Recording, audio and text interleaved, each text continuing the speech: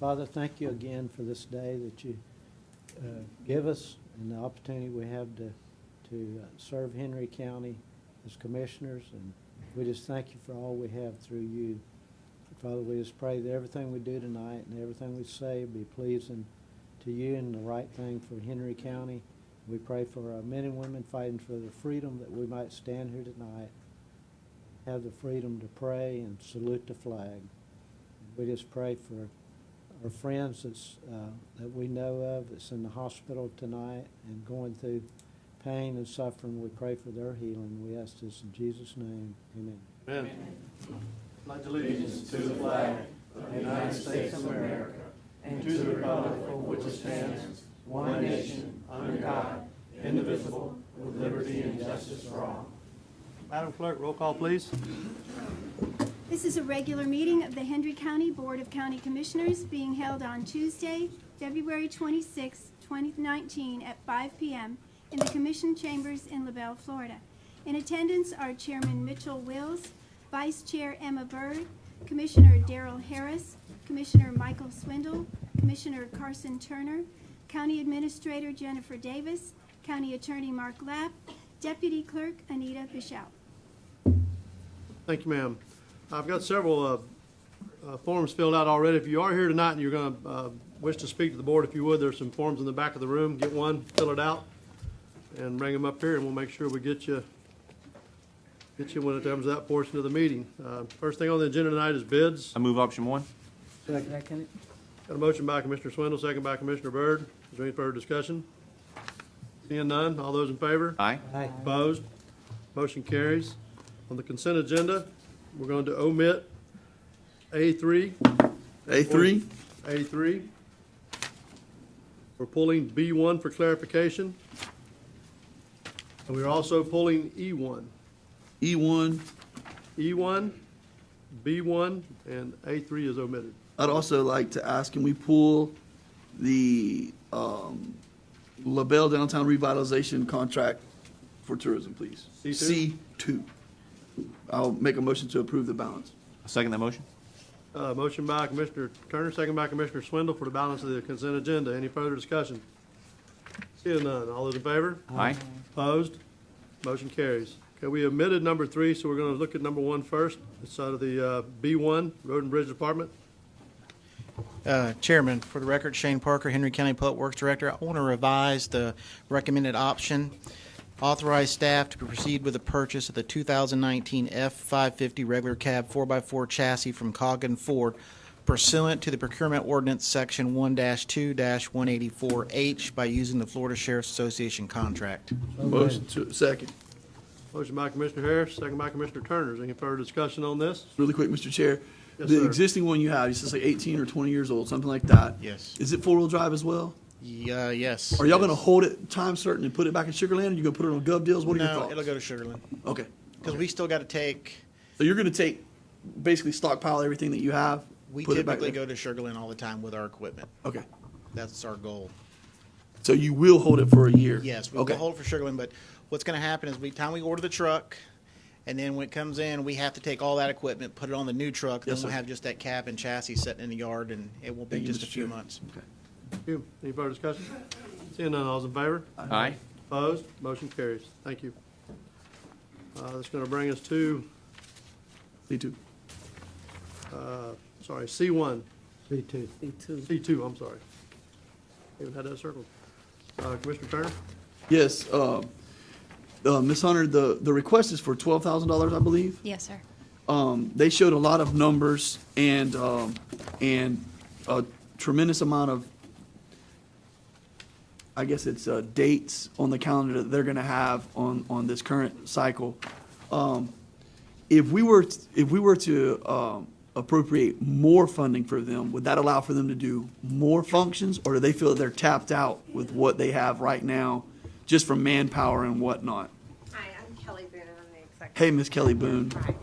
So what we have on the calendar right now is what's doable for us with the funds that we have. Yes, If we ma'am. had the opportunity to have more funding, then we would definitely be able to offer more events for advertising and stuff like that. So I wouldn't be opposed to having more. Well, Mr. Chair, I guess my motion tonight would be, I would approve their request at this time, but I would like for you all to come back maybe time certain in 3 to 4 months. Okay. And look and see if you couldn't expand your opportunities and see if there isn't more funding that's available, because I do think that if you look at the return that y'all have from an investment perspective and what you're actually doing in the city of LaBelle, I think that y'all are a tangible item out there that has a lot of energy behind it. And I think that Thank if dollars and cents are a little animal that's going to help that, and y'all have the sweat equity to pour into it, it's something that I'd like to see the county get behind. So that's in the form of a motion, Mr. Chair. I'll second that. Thank you. Motion by Commissioner Turner, second by Commissioner Swindle. Is there any further questions or discussion? Seeing none, all those in favor? Aye. Opposed? Motion carries. Thank you, ma'am. Thank you. Thank you, Ms. Boone. E1, that was not really ready to go tonight? Yeah, it's just, Pull it. Just pull. Okay, good enough. It's going to take us to awards and appearances, under presentations, assemblage.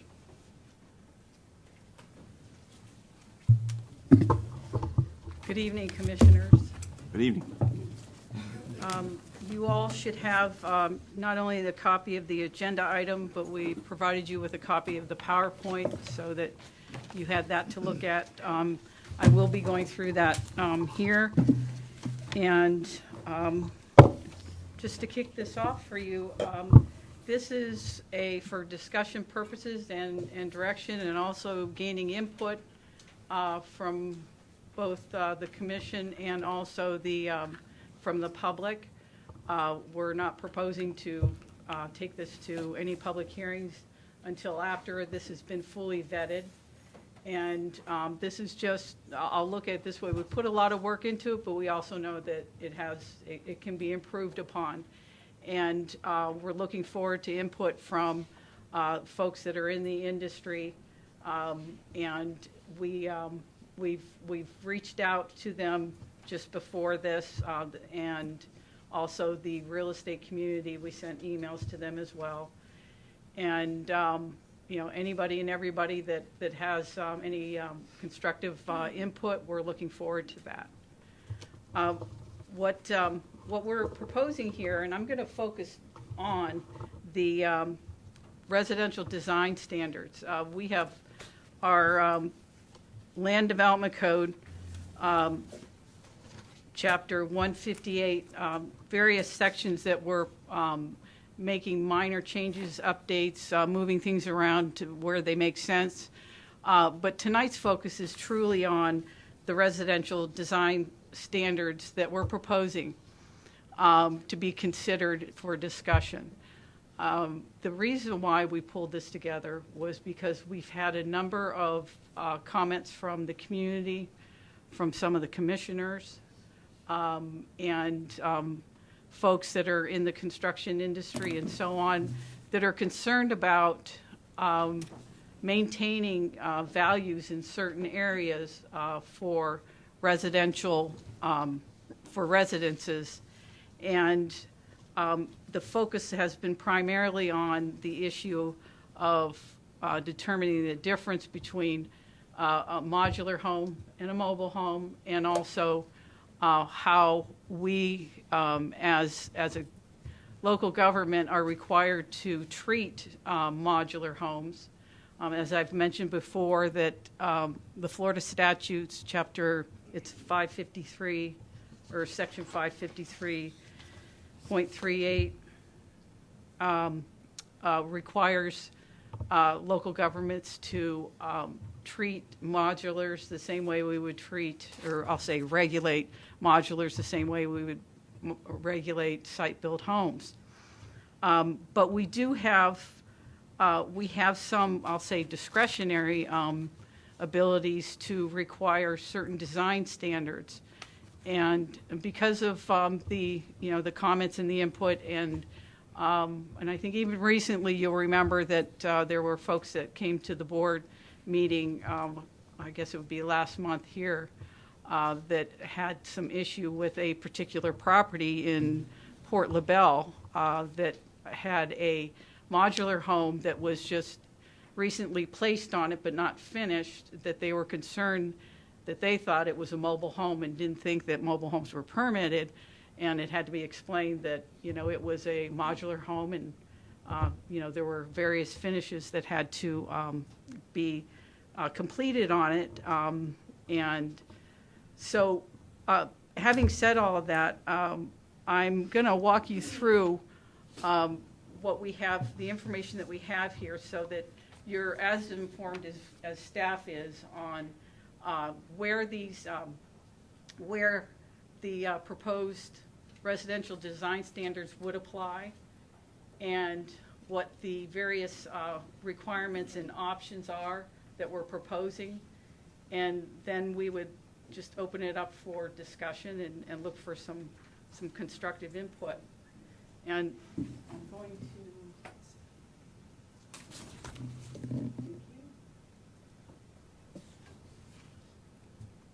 So, sorry, let me back up. So where these residential design standards would apply would only be in A3 zoning district, which is Wheeler Estates, the RG1, RG2, and RG3 zoning districts. And those are residential general zoning districts. The 1 is for 1 acre, the 2 is for a half acre densities, and then the 3 is you can build on a third of an acre. That's what those mean. And so I'm going to show you quickly the maps of where these zoning districts are, because I want to highlight the fact that this is our first step in this endeavor, and the application of this compared to the rest of the county is not that extensive.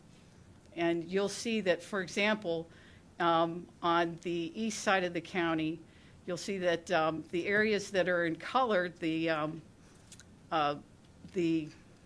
gold color and green colors and the blue colors represent where this would apply over here. And you can see that this is in Harlem, that there's a lot of parcels in Harlem that this would not apply, and it's probably half and half there of where it would apply and would not apply. And then over in the Hookers Point area, there's not very many properties in this area that these would apply, because primarily these other areas here are zoned with a M after it, which means that they can have a mobile home. And so we didn't get into those zoning districts purposely, because if you are allowed to have a mobile home, we felt like we'd be discriminating if we required somebody that did a site-built home and modular in a zoning district that allows mobile homes, that they would be held to a higher standard than the mobile home at this Mr. Chair, point. Yes, sir. you want us to wait for the whole presentation to ask questions, or?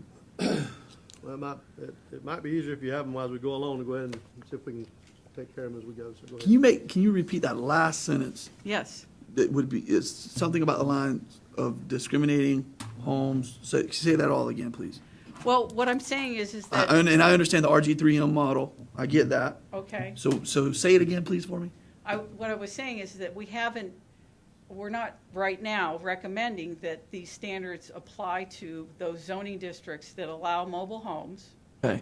which would be the residential general with the M's, plus the RR rural residential zoning districts and the ag zoning districts. We didn't go there because of mobile homes are allowed in those zoning districts. And let me back up. One of the reasons was because mobile homes are permitted, and we felt that we would be requiring a higher standard for the modulars and the site built in an area where somebody could put a mobile home in right next to them. And Okay. and the other part of that is, and I know I already said this, is we're taking, I'll call them baby steps right now, because we know that this is a big step for us, but we know that there's part of this is important for the county and a lot of folks that are concerned about the future of the county. So Ms. Embledge, you've queued it up very well, and I have not talked with anyone on staff about this. But I think that this, guys, I think this is where really the rubber meets the road as it pertains to our ability to create policy and give staff the ability to create a future land use map, a zoning district, language and policy that allows for protections of the tax base and for smart growth as we move forward. And let me give you one more little example of that. Y'all have heard me reference Twin Lakes and Sherwood and the fact that when I was a young boy growing up, you could ride your bike through those areas. They were solid middle-class neighborhoods. Today, I would say to you that that is not the case. I would even go so far as to say that the original subdivision, Mid-State Loop, Foxbriar Trailer Park, those were areas that, those were self-sustaining, and the overall feel of those neighborhoods was greater and more solid middle class than what it is today. I don't know how we correctly allow for more growth to occur while simultaneously making those properties step their existence up. And I understand you're saying this is a baby step. We want to be careful not to implement the current zoning, and you see how little that expanse of acreage is in that area that we're talking about in the Cluson vicinity. But I think that we almost, I'm leaning more towards you challenging us to say we need to drop that M in some of these areas. If it's existing, it is. But as we see new growth coming forward, we're going to disallow. Now you're really starting to get into, you're protecting on my ability to be an American and do what I want with my property rights. But I think that as you look at it, it's just more of a smart growth model that we need to embrace. And I think that we're allowing these neighborhoods. I don't know how you say it, but I mean, if you look at the percent of vacancy that you're seeing in some of these neighborhoods, because people ultimately just they leave it. They drive away from that property after it becomes too dilapidated, and then they just move on to the next one.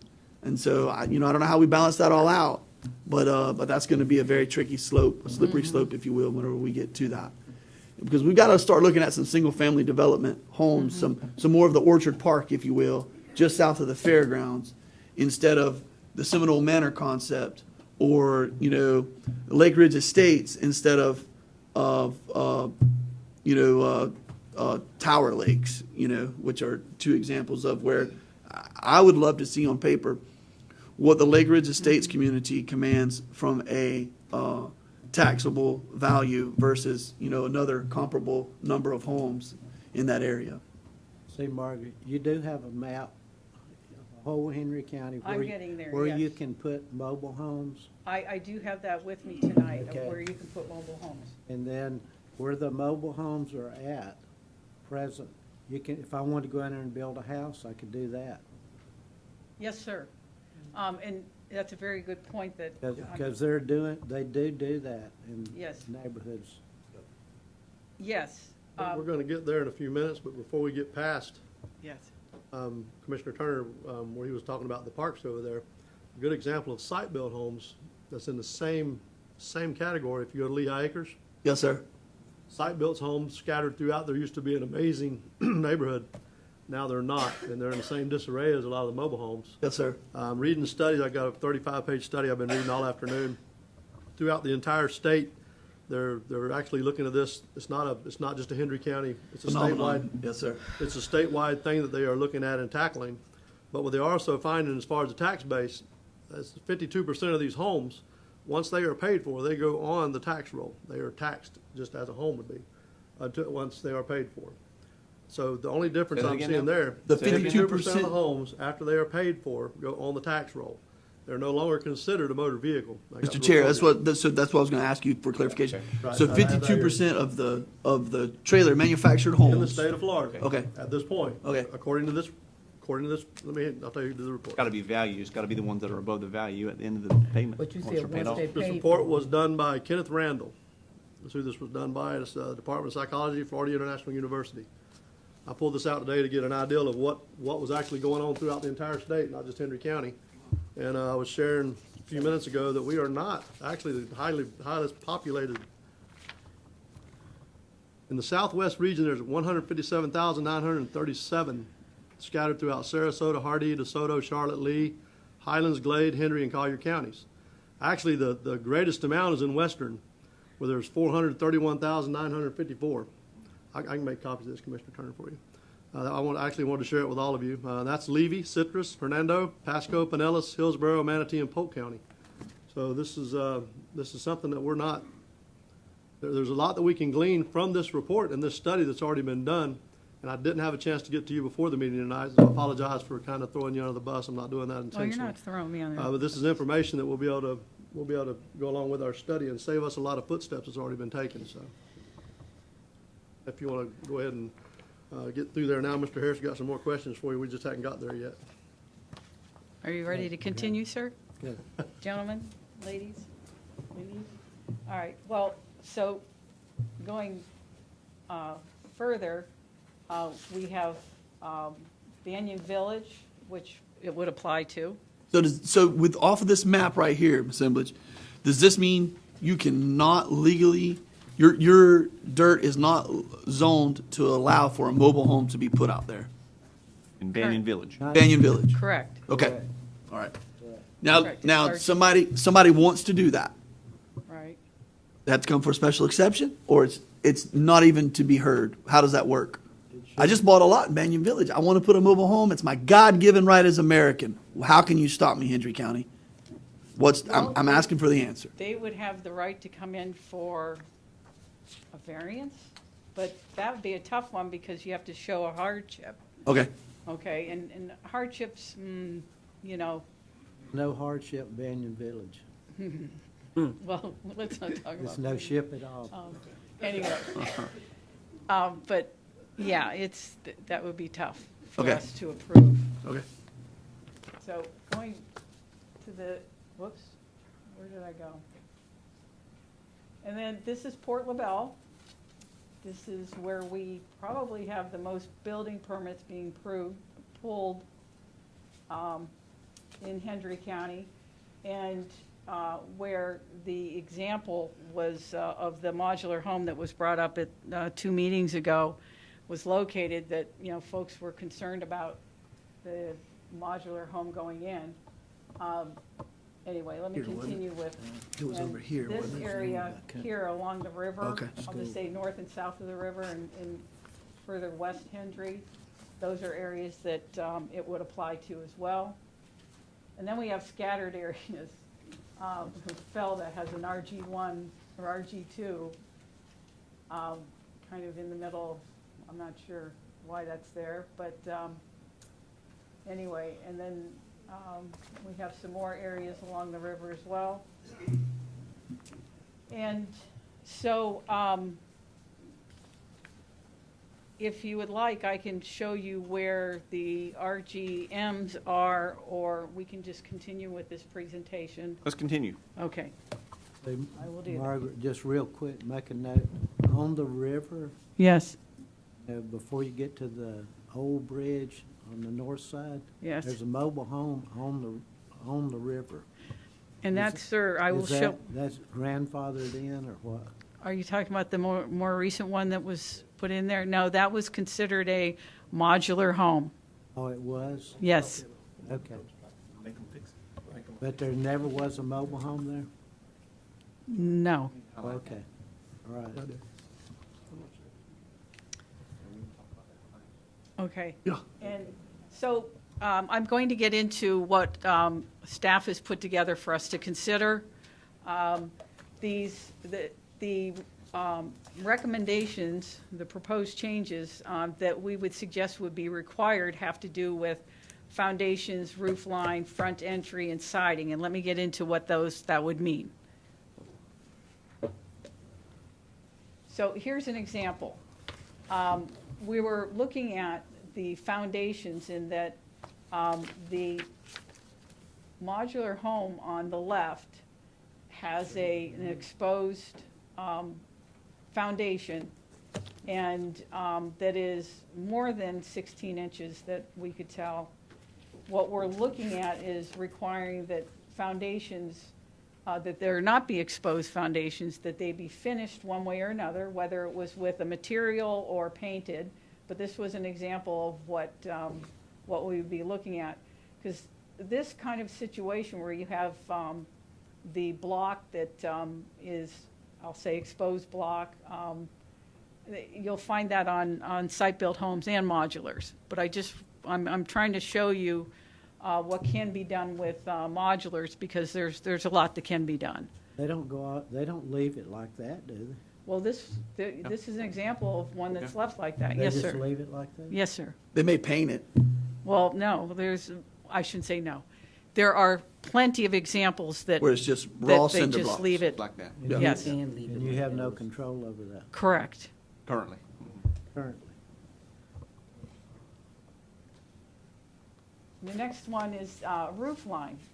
Here's a modular here that has a very low roof pitch. I'm not quite sure what it is, but then here you have a modular, and this is one that's located in Port LaBelle and has been there for several years.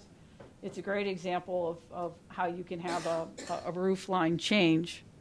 Roof line, meaning you mean the pitch. You want to have a standard pitch. Well, Is that what you not mean? only the roof pitch, but we're also looking at some changes About the hips in the and the valleys. roof. Pardon me? Hips and okay. valleys. I see what you're saying. Yes. And then we're talking about front entries. This But- is actually the modular that was located along the river that you were speaking of, Commissioner Harris, this one right here. So what we're looking at is requiring a minimum 4x4 entry that would be roofed or recessed, so that you have coverage, coming in and out of your front door, And basically. Is that aesthetics? Is the main reason for that aesthetics, or is there I planning think or- I think it's both aesthetics, and it just makes plain sense because of weather and coming in and out of your home. Well, hold on though, Mr. Chair. This is where I struggle. And I think I know the blood that runs through you as well, because you've chastised me a couple times very nicely on saying, slow down there, chief. You're telling me what color my house needs to be. And so I like playing devil's advocate here.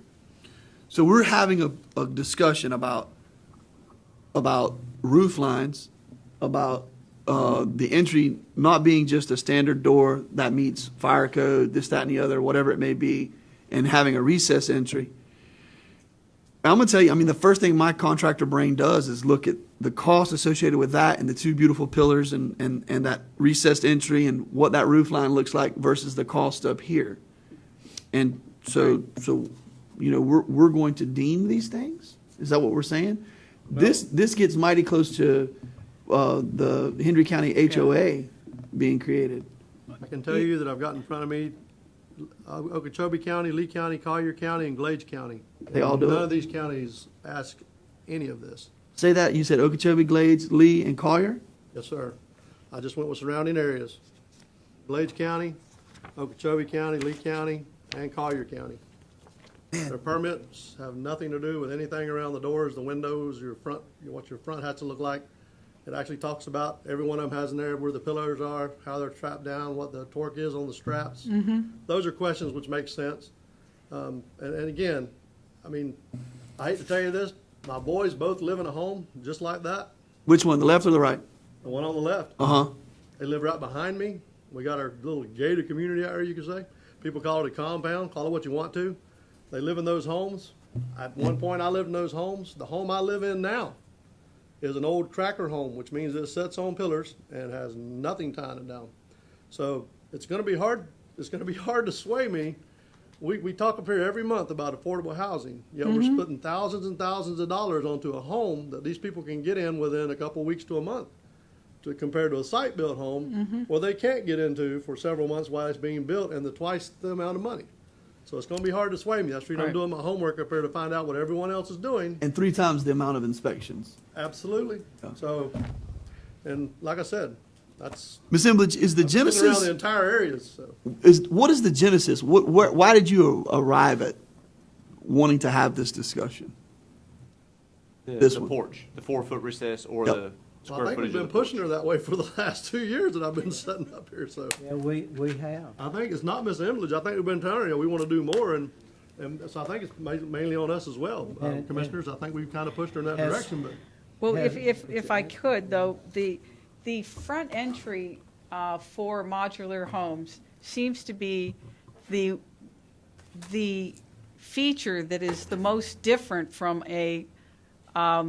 from most site-built homes. And I say that because Feature is most different. the feature being that the entrance has a minimal stairway that goes up to the door, and versus a site-built home, I'm not going to say all of them, but most of them have some kind of a overhang at the front door. So it's a big thing on the looks.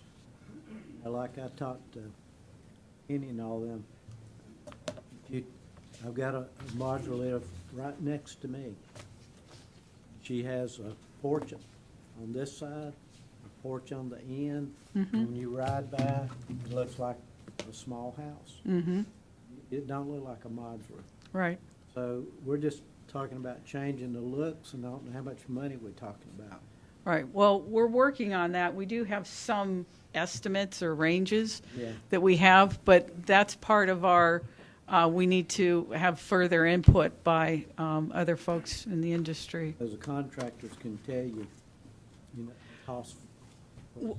Yes, well, and what we have received as far as cost are, some of them really can be considered to be standard that are provided anyway. Yeah. They're not necessarily extras.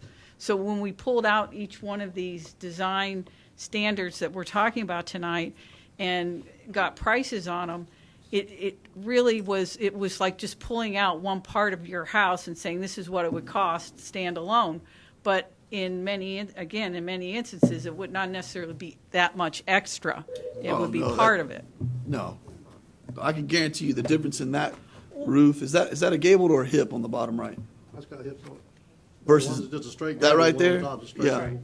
You know, and now granted, the value that creates and the strength / ability to deal with a storm out of those two, tremendously better on the right.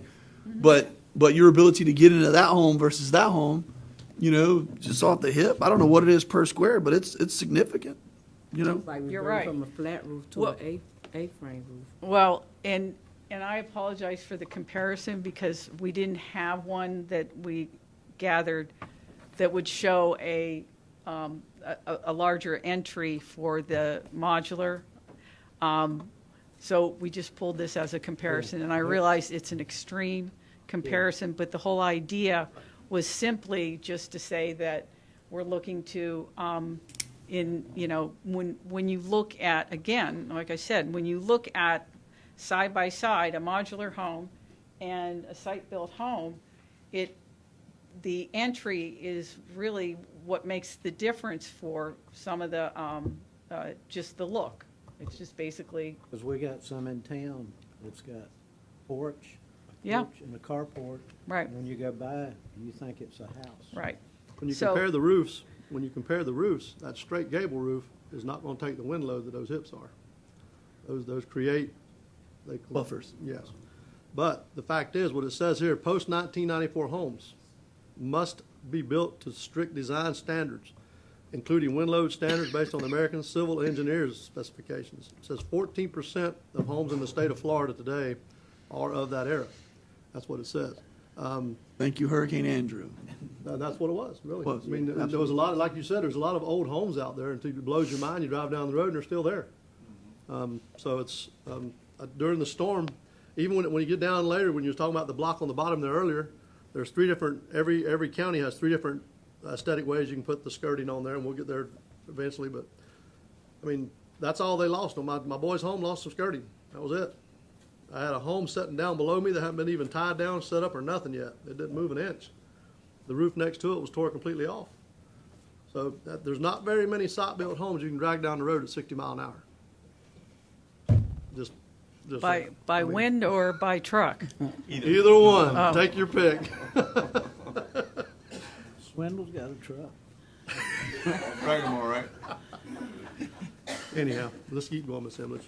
I'm just picking on you a little bit. Well, that's what I'm here for. I know, thank you. So anyway, we were talking about siding, recommending, certain siding, and I'm showing you an extreme here. We have container homes that could go up anywhere because, Is this a home that's in Henry County? yes, it is. Okay. And I have another example here. These are in Hendry County, and right now, as long as they get a letter from an engineer and they meet, the Florida Building Code, you can have these anywhere in Hendry County. And so you've made your, so these are, you're saying you can have these anywhere. So you've had your life's investment poured into your RG3 home, Yes, and this guy shows up. that guy shows up, and he has a stamped certified letter from Florida, from an engineer, a From an PE, engineer. that says, I can do this, Yes. and he can turn that container into his house next Yes. to your place. Yes, sir. And does he even have to stucco it, or it can be a bright red Connex that says Maersk on the side of it? It can have a bright red, it doesn't Okay. have to- What color? Okay, so now I put on my other hat, and I don't know what emblem it has on it, but I want to become the HOA guy, because that's destructive. Who disagrees with that? So how do we fast track that language? Well- Unless somebody disagrees, and then I want to debate it with you. You talking about color? No, I'm talking about the fact that I don't want a dadgum Connex next to my Oh. lifetime investment that I want to have. I don't want my children to grow up next to a Connex. I don't even want my dog to run around next to a Connex that has Maersk on the side of it or tropical. I've seen them floating in the ocean. I've Yeah. seen them on a lot of big vessels out there. Yeah. And I can get you, Commissioner. I can pick up my cell phone right now and call 7 to 11 engineers conservatively that for $500 they'll stamp you a set of drawings. Yeah. Okay, you need to start working on that. What does that mean? She needs to start working. That, by the way, I'm confused right now. I want to have a legitimate conversation about, do we think that is a problem? Well, as far as container homes go. Yes. Mark, I don't know if you've run across this, because I have not, and that is whether we, from the Florida statutes, are restricted from not allowing them in Hendry County. Because we don't have the correct language. No, we can put the language in our code, and I can come back to you next month, but we need to make sure there isn't some type of case law or Florida statute that keeps us from being able to discriminate. Right. And, I haven't seen anything, and you haven't either to date, and not necessarily have dug real deep for that, but anyway. Anybody ever come in? Pardon me, sir? Has anybody ever come in and applied for this? Oh, This there, kind? we've That- got that at is- least Yeah, a but I half a mean, dozen, How many? at least a One? half a dozen. Oh, you had a half a Yeah, dozen? yes. Okay. Are they particularly clustered in one area or not? I think a majority of them are in Montour, correct? Okay. And that's in the rural residential farm district, zoning district. In the city of Houston, you don't have to have, there's no code as it Yeah. relates to this stuff. It's one of the only metropolitan areas in America that's like that. For anything, you No can, zoning. you can have a teepee next to, it doesn't matter. So, yeah, pretty wild. Get run over. Okay, so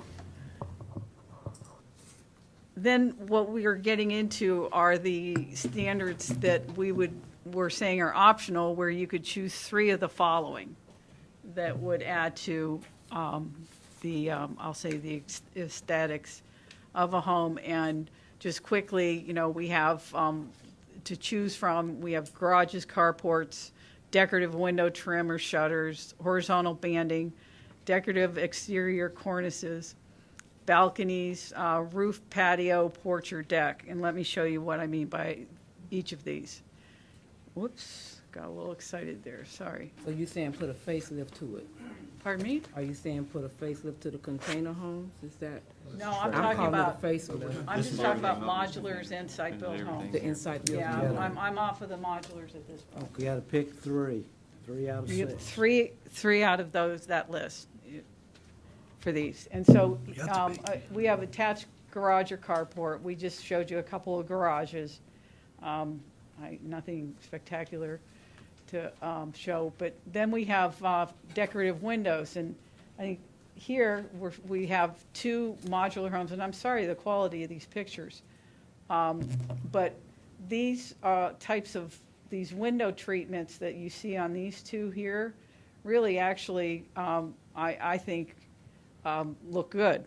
And compared to some of the other, homes that, modular homes and site-built homes that just simply have, and what I'm talking about is the banding that goes around the windows, and then here you have that additional level here. Over here you have those, Had to look it up. what's that? Decorative molding. We're not there yet. No, yeah, you passed it, yeah. No. It's all right, we're good. Keep going, you're good. Just a little sidebar, we're good. Okay. So then we have, here's a site-built home, the decorative window. Again, this has banding around it, and some of these are literally stuccoed bands that are this then one it painted. has- it has. I don't know for sure if this one is a stuccoed band or if it's just painted, quite honestly, but I would expect it would be. And then here's an example one that of meets is- horizontal banding, which in this case would be typically a stucco band, but we're not saying it has to be stucco. And then here's your decorative exterior cornice. And if anybody can guess what building this is in Hendry County, you get It's a the health lollipop. department. Pardon me? It's the health department. Nope. That's Mark, you got it. It's county admin building. yeah. Yeah. That's dental molding, isn't it? Isn't that what Yes. it's called? Hey, so go back one example. Yes, sir. So what does it meet? I see it meets number 2 of your attached garage, decorative window, horizontal, decorative balcony. What else does it meet? What's this? This house? Yeah, it meets decorative window, trim, or shutters. It meets that, right? Well, Does it it's meet just the three? windows. That's all I'm getting at. Okay, I'm not saying it meets anything else. But it had to meet 3 of the 6.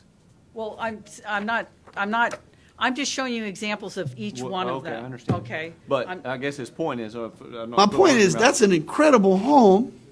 That's the definition of what we want built in Hendry County, and we're going to tell them, sorry, you got to run your cost up to 2 more options on the list of 6.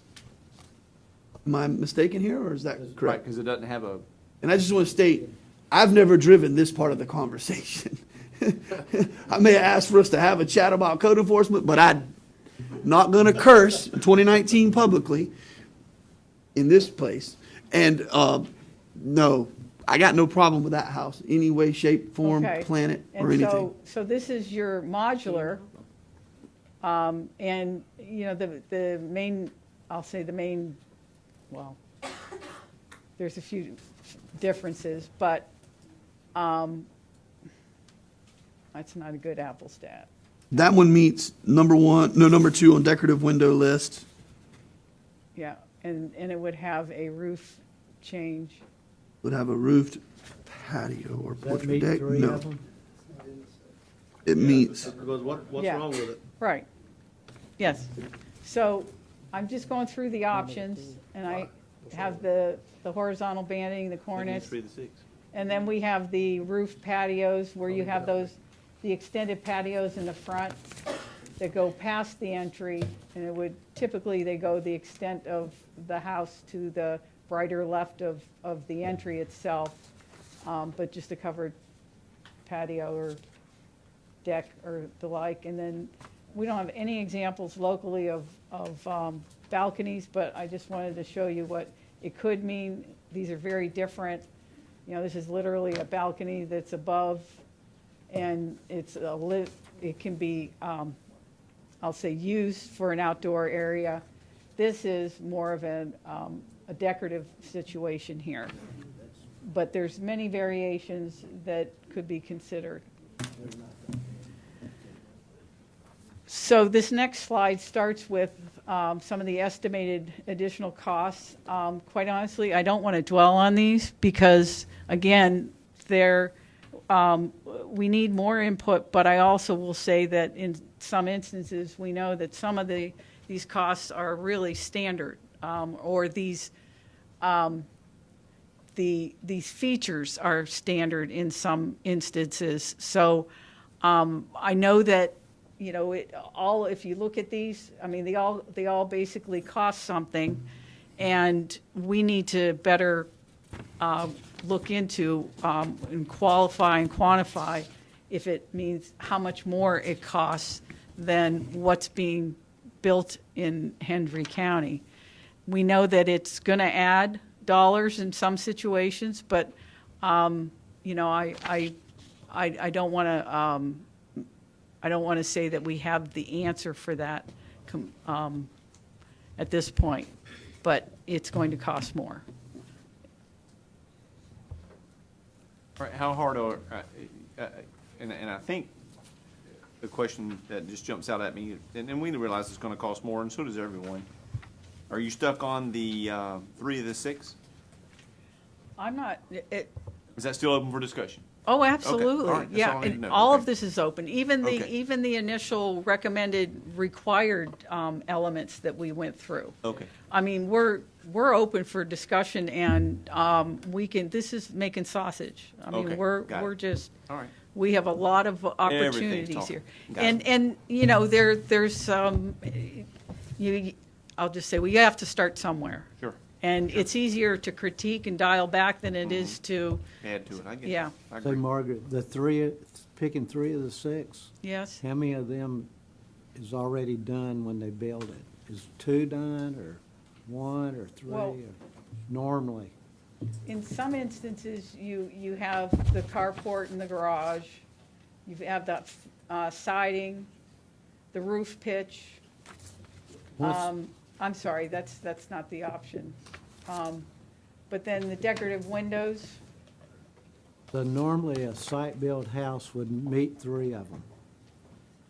well, No. even modulars do. Modular house. That's what I meant. No, normally it would not. In Henry County, I don't think you're going to have, A site-built house wouldn't meet 3 of those?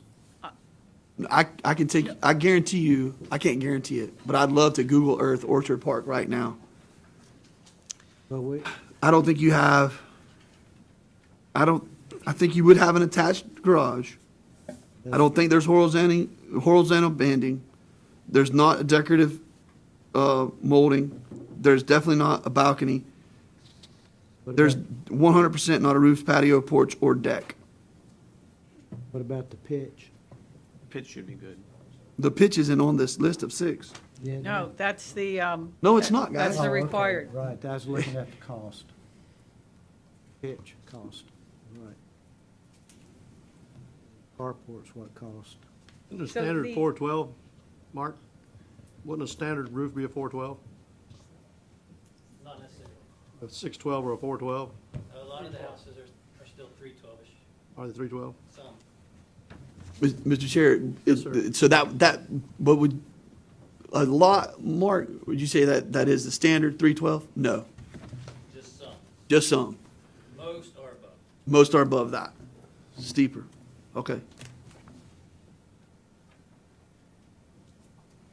Sorry, Ms. Henderson, I apologize. Go ahead.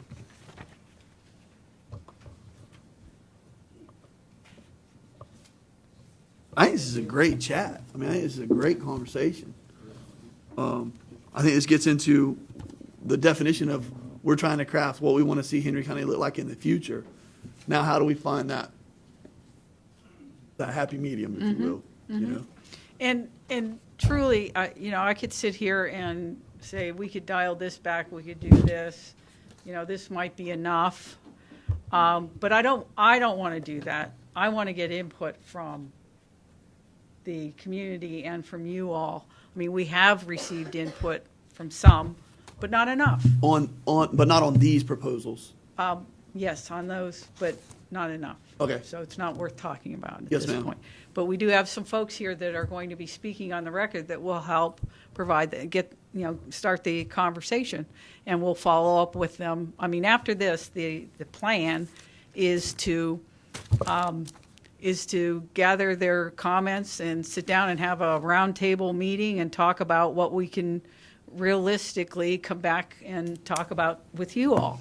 Yep, That's a good idea. yep. That's a first. Yeah.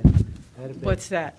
Having that kind of banter with the development community, the building community, the general public, getting their thoughts, comments, concerns, questions, all on a in a database, Mm-hmm. and then us coming back and having a workshop as it relates to that subject matter.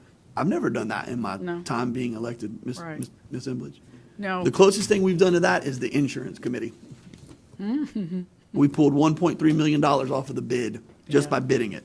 I think that was a success. Yeah. So Well, we have had conversations with, community outreach like we did for the airport study that we did, the outreach we did for that. We've also had some really good to-date outreach with the Wheeler Estates Land Use Study. Oh, it was another awesome one, the rural land ag study. Yes. That was a huge, Oh, and yeah. but that was a very limited group of people. There was all of our rural ag people, but I think that was a Yes. model of success too Yeah. for the county. Yeah, even though we rescinded the Yeah. Thanks for throwing ordinance out that there. it Good was a job. result of it Yeah. for transfer of development rights. Anyway, I appreciate the comments. And so anyway, getting back to what I want to go through though is what Dina Pittman provided us just last night. Information on home values in the comparison. And what she provided us was this with the single-family site-built, the modular home, and the mobile home. And I'm going to try to explain this because it's a different lingo than what I'm used to. But the base rate for each one of these types of homes, they each have their own base rate. And what this basically shows is that the single family and the modular, after 1 year, hold the same value. And then after 10 years, it holds the same value. So I think that was our biggest takeaway from this information. I don't know that we need to get into the discussion of mobile homes right now, but I it's. do. Yes, sir? No, keep going though. Okay. I'll finish listening to you, and I got one Well, thing I want to throw out there. No, what I was going to say is that we're talking about design recommendations for site-built and modular. That's the only reason why I was That's a semi-dismissing the mobile homes. That's a big plug for the modular homes. Pardon me? That makes the modulars look a whole lot better than people think it is. According to this information that we received, I think it really, really makes a Everything's difference the in a same. conversation. Right? It is, right? It's the same. And keep in mind that, they have to meet Florida Building Code. And And- what you got here on mobiles, we already know that. Right. It's like a car. Yeah. Excuse me. Anyway, do you have any questions on anything that I've presented to you, or would you like to open it up to the public? I want to throw one thing out there that Commissioner Wills just threw at us, and this needs to be discussed real quick and allow, if the public wants to discuss this, because we've got some great minds in the room to help us. Yes. Commissioner Wills, would you read that one snippet about when you can tax a mobile home? There was a key there that's huge, that I think we may be overlooking, that this may be a matter of tweaking some language and some requirements. And Says mobile homes are taxed as vehicles. This change, if the owner also owns the land which the unit is attached to, permanently affixes that unit to the land. The mobile home then becomes real property, is placed on the tax roll of the county. Again, it is taxed as a vehicle, but it changes once the owner also owns the land on which the unit is located and affixed to permanently. You know, That means if they own the land, once they set that house up on that land and it's their land, that becomes permanent property and is taxable just as a home is. It's not or, right? That's So- not or, Okay, 'Cause so, most of them do that, but they own the property. yeah. No, you can't say Yeah, that. yeah. Can't They say lease, that, a lot but- of them rent, a lot of them pay rent. Yeah, and I appreciate that information. I think that we need to look into that a little bit more and make sure that we have, Well, they have stickers. One will be the little black sticker, I believe it said MH on it, is that correct? And the other one has RP on it, real property? Does any one of y'all know what you're talking about? Hey, Mr. Chair. I haven't done it in years, but I know Yeah. there's two different stickers you buy for that, so. Yeah. right. I would love to see that breakdown, Margaret, as I think that would be an interesting figure to see what those values are, to see if this has nearly the amount of detrimental effect on our tax base. Give you an example. You take Knowles Court, I think it's like 20 units on Hookers Point Road, in between Hookers Point and Davidson Road. It's up for sale right now. To that example, not one homeowner in there owns the dirt that those trailers are residing on. So those are all treated as you're saying, they buy that sticker per year and put it in there. That's right. Whereas if they own that, how would those values be different from a standpoint of what it would render to our taxable values? Don't the guy that owned the land, he pays tax on the land, He does. and then they pay the sticker Yes, sir. when they get it. That's exactly How right. does that compare? Compare if it were owned outright and it were 20 individual units versus 20 rented units.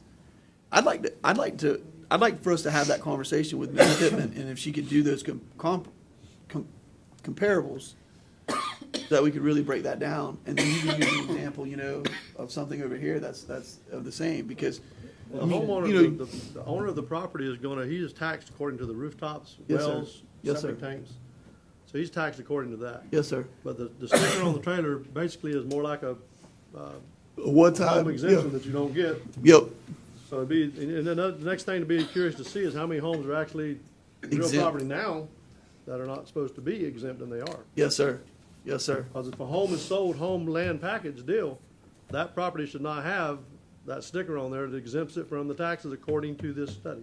And this is throughout the state of Florida. And I'll tell you what, Commissioner Wills, looking into that is a great thing to do. It's a great exercise for us to go through. I mean, we've seen time and time again where we haven't been up to snuff on our policies or on our, details as it relates to that. I can remember right out the gate on the East Henry County Recreation and Mid-County MSBU, a large volume of homes were not being assessed, those two special assessments.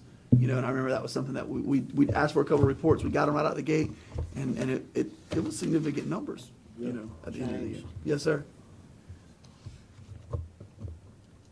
Does anybody have any more questions for Ms. Simmons? You Well, wanna get some I'll be public here in input? case you have more questions. We will. I'm not going anywhere. Thank you, Ms. Emmons. I'll move from the podium so that you can call up the public. Okay. speaker. Not sure exactly what order these come in, so if you was first, you could be last, and if you was last, you could be first. That's not The good. first shall be last, don't worry. Mr. Capitino, is that pronounced correctly? Where's your paper?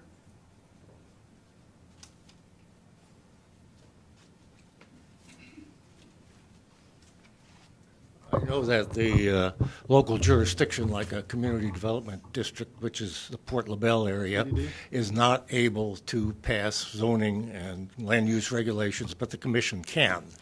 I'm a resident within the community development district of Port LaBelle, and I know that, as it mentions in the cover letter that was sent to us, that the purpose of these regulations is to ensure compatibility of a new residence with existing residences, and also to ensure that any new dwelling or residence or whatever does not adversely affect the value of the people that already live there.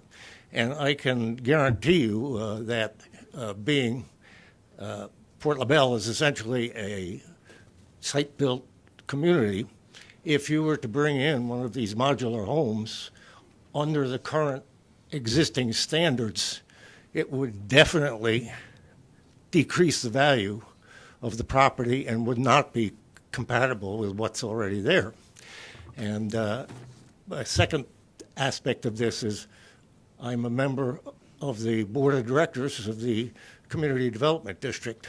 And as such, I think it's my responsibility to look out for the rights and benefits of the people that live there. The overwhelming majority of people do not want modular or mobile homes more specifically, within the Community Development District.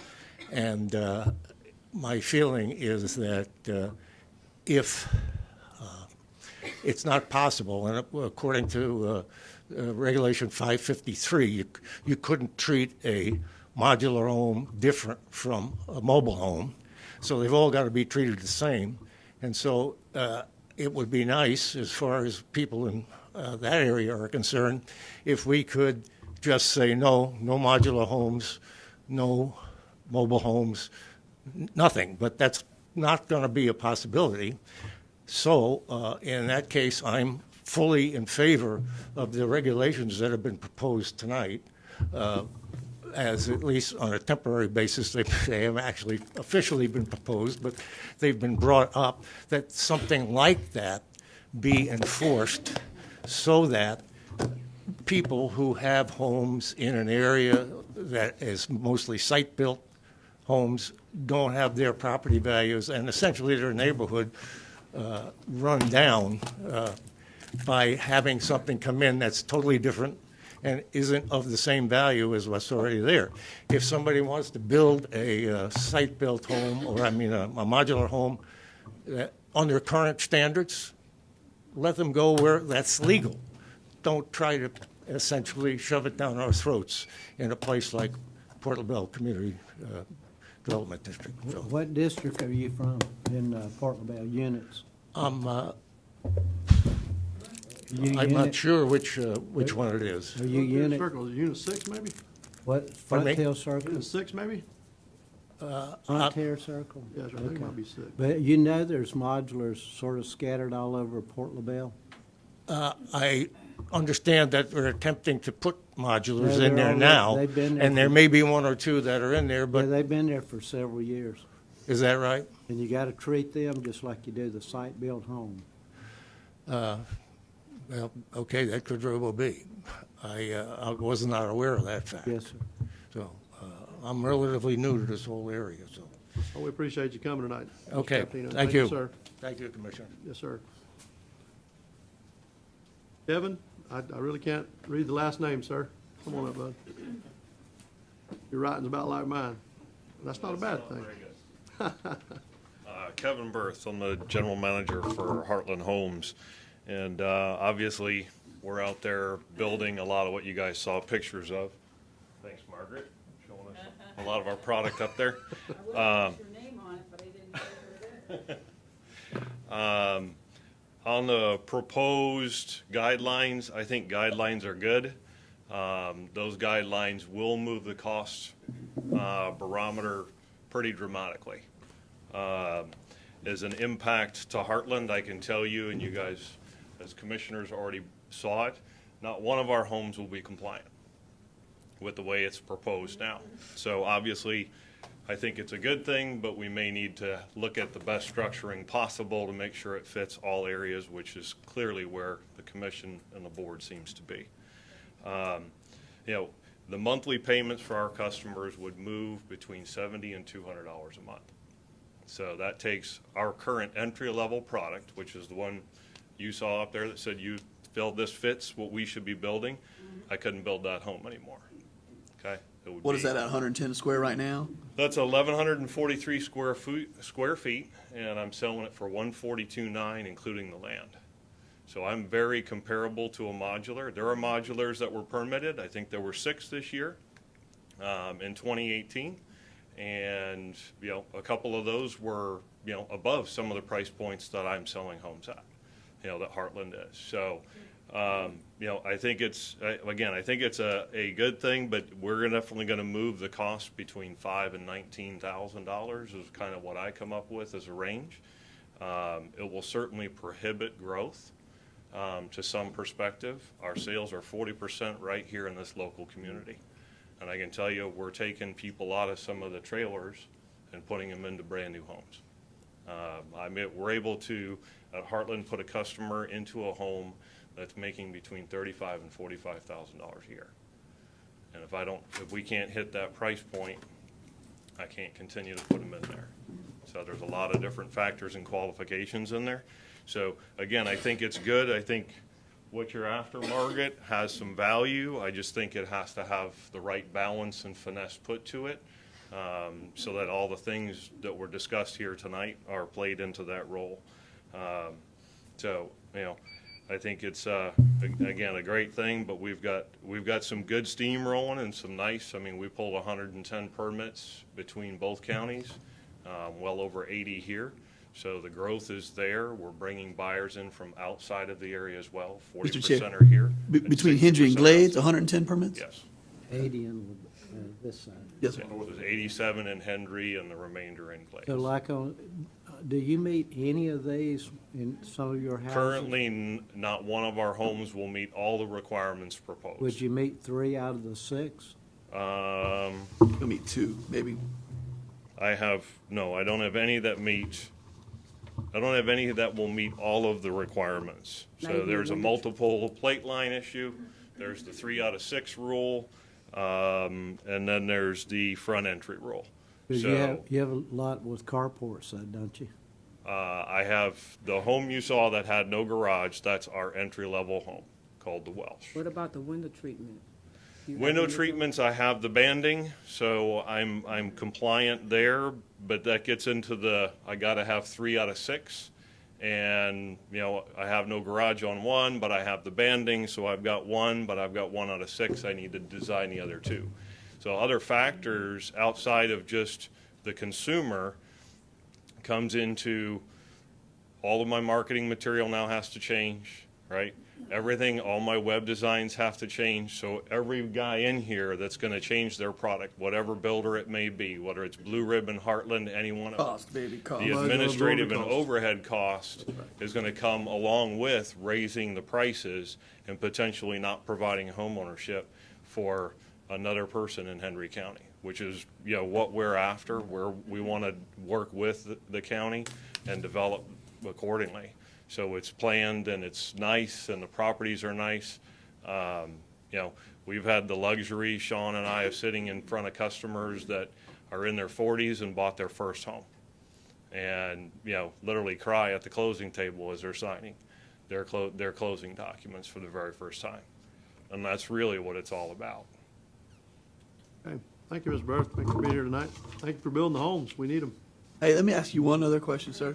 Yes. Of the 110 permits that you've pulled, how many of those will be on a septic tank, or how many of them will be on an actual sewer line? Off the hip. Probably about 6 were on sewer and the rest will be on septic. Septic tanks. Okay. Yeah, we're predominantly in Port LaBelle, and then we have a balance of the lots in Laurel Oaks as well. Okay. Mr. Hatfield, we're gonna save Kenny for last. We probably won't get him out of here. I know I had to pick between the two, so. Dwight Hatfield, I could bounce around about 100 different things, so there's a lot of things to start with. The mobile homes is one thing. I'm not here tonight to say a mobile home, not a mobile home, where you've got your mobile home's one thing. What I'm here, and I want to express the interest, is frame-on modulars, not frame-off modulars. Big difference. Big difference. Your study that you have there does not include frame-on modulars. Actually, it does. Well, It has both in the there. last 2 years. They were not, but they are not the majority. There's not 10 in Lee County permitted for on-frame modulars. That is a new trend that has just happened. That's the thing that I'm against. I've been in the mobile home business all my life. I don't like them. They look like a trailer. They give everything else a bad name. Time you do a stem wall and time you do this. If you do a 412 pitch roof, you're going to get away. You're going to not have those ugly looking things you saw. You're also not going to have a container home because the containers don't have a 412. You're going to do away with some of these portable classrooms that have been put out here because they don't have a 412 pitch roof. You're going to make a modular look like a home. instead of a 312. There's a lot of reason for doing that, but it just helps the aesthetics.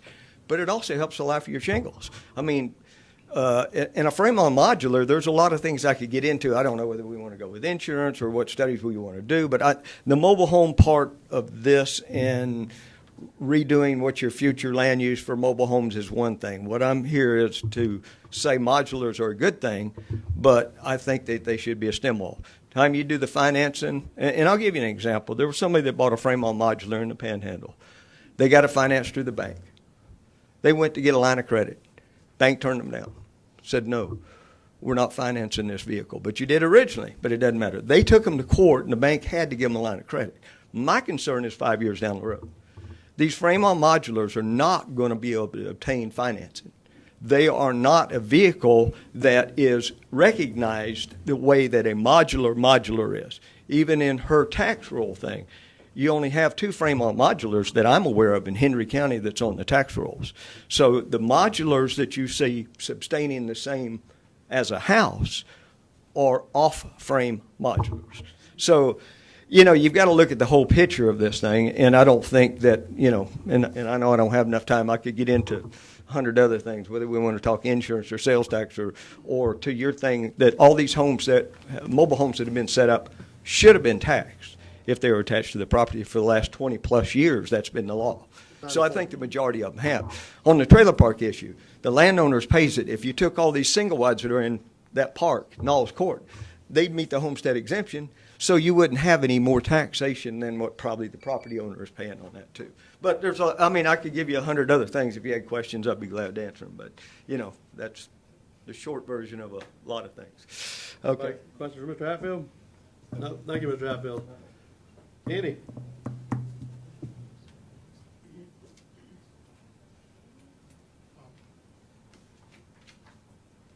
Kenneth Kinney for the record. Thank you.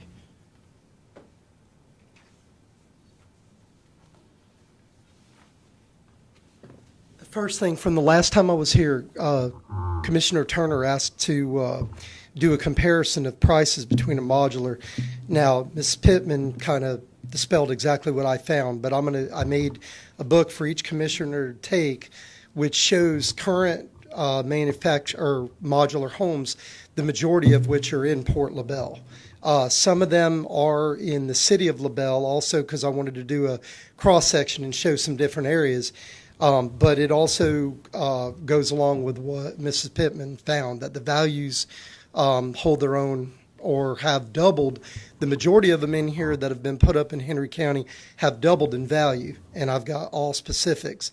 I've also did more research today, and I haven't found any of them that depreciated, no modular homes. So I want to give these books to each commissioner where they can take it with them and compare the values, you know, because I was asked to do that by Commissioner Turner. So these are a book. Thank you. And when you get into that, you'll see the values.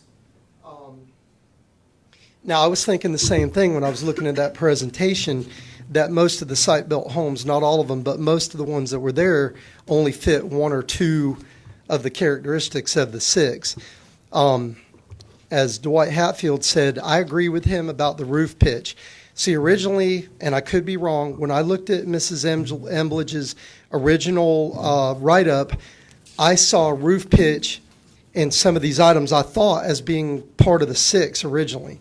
I agree with Mr. Hatfield 100%. When you put a 412 roof pitch, that is the difference between a modular home and a mobile home.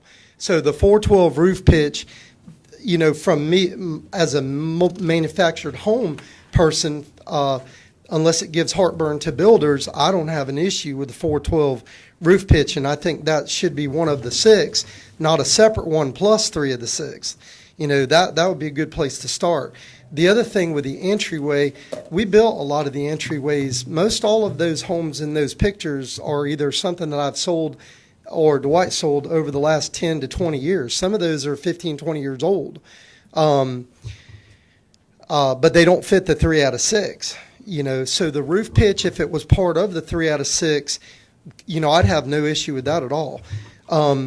Again, I don't know about Dwight, but other than throwing $10,000 on it to do stucco and paint, I don't know how you put a cornice on the side of a modular home. Okay, I wasn't sure about that because I've never seen one. So that was one issue that I had. The other thing is, one of the things to get to 3 out of 6 that I saw that's not on that little presentation, when you read in the fine print, it says that it has to be in the front, is the way I read it. Am I correct that it has to be in front of the home? Yes. Okay, well, when you put it in the front of the home, you now force the modular home to have both a carport or garage and a porch to get to 3 out of 6, the way I saw it. Now, I could be wrong, but when you put the porch on the end of the home, and this was a conversation I had with Commissioner Swindle, is to put a porch on the end of the home is no big deal because, as we know, manufactured homes are built in a factory, modulars, and they go down a line. But when you put the porch in front of the home, that adds a different cost. It's extreme.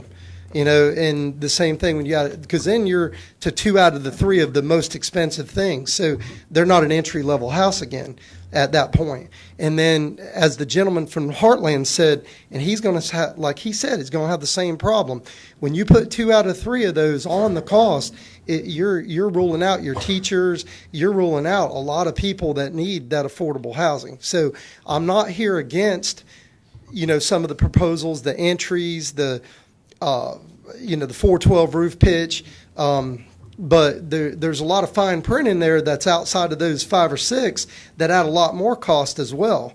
I'll give you one example, and then I'll end it at that. I read in there about the 12-inch overhang. Well, you don't have a 12-inch overhang on any modular home that's built in Port LaBelle or anywhere in the county that I know of 12-inch. Now, Mrs. Embledge gave a little bit through conversations with me and her about allowing the gutter to be part of that overhang. Well, an average gutter, I think, is 4 to 5 inches, correct? 4 to 5 inches, and then you got a 4 to 5 inch overhang tops. So 10 inches is top, but that extra 2 till you get to 12, now you got a problem. Because if you go to a 32 wide home, which to me, we're trying to increase the tax base. So the old mobile homes were what? It was a single wide, then a 24 wide. Most of the mobile homes that I sold, and Dwight was my mentor when I got in the industry, most of the 24 wides had close to a 12-inch overhang.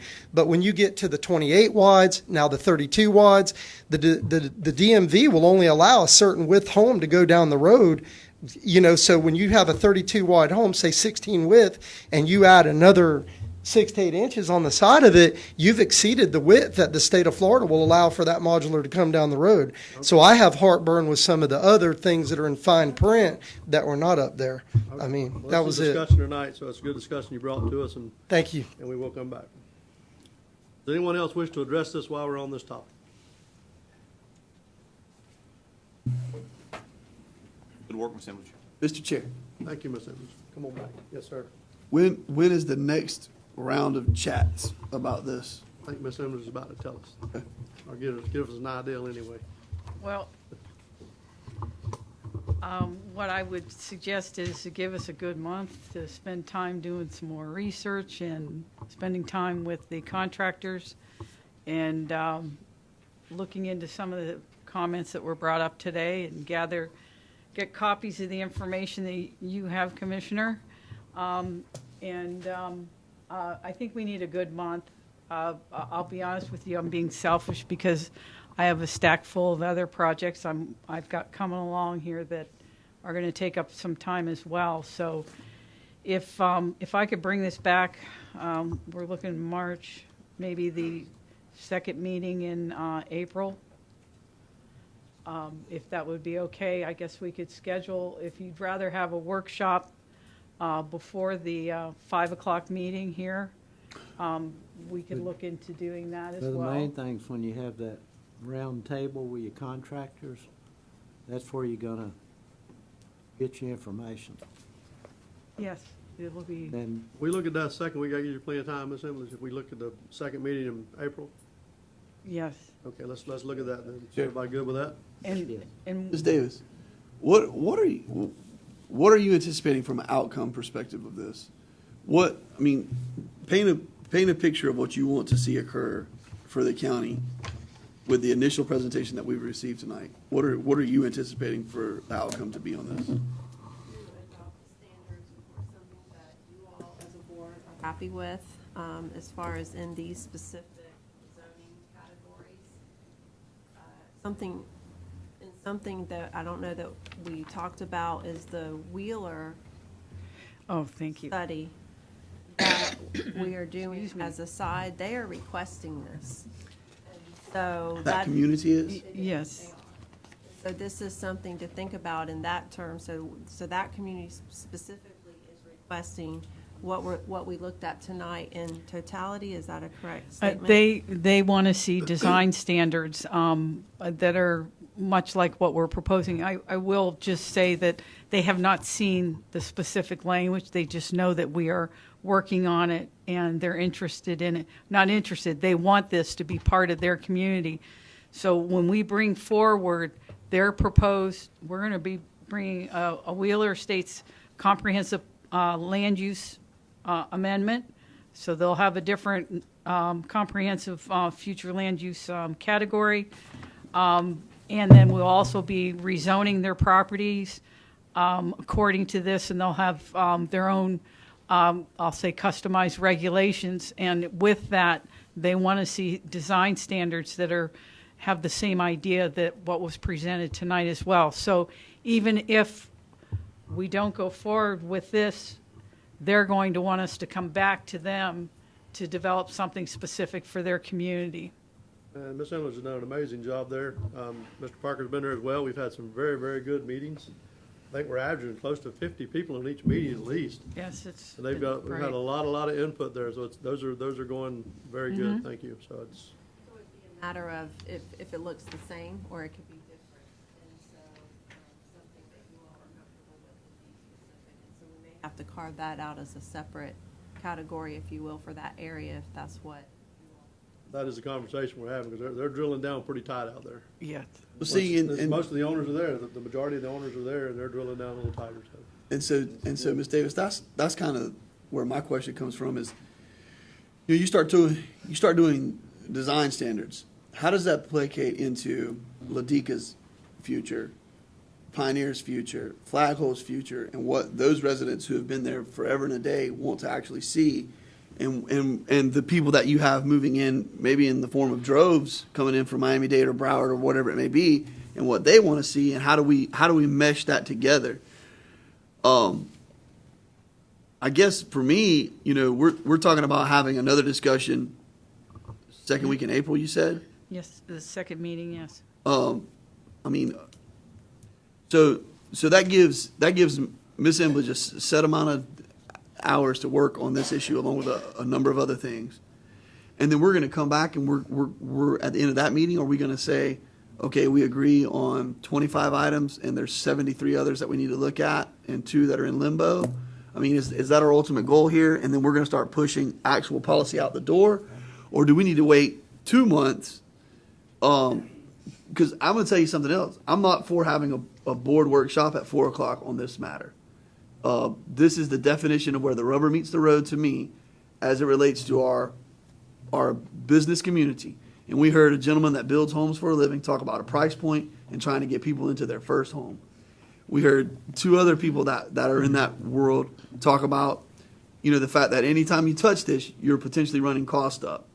And I think that we need to make it convenient for them to be able to be at the table and chat in this conversation as well. And I don't think having that at 4 o'clock plays to that. So I guess I'm not stuck on a time and date as much as allowing you all to work together as a staff and say, this is where we think there is some mesh points, and we think this ought to be a 6 o'clock workshop on a non-scheduled Wednesday night or a non-scheduled Thursday night at the LaBelle Civic Center once and at the Clewiston John Boy on another night. That's just my 2 cents, because I don't know if in the vacuum of this chamber if we're going to get the finished product that we want.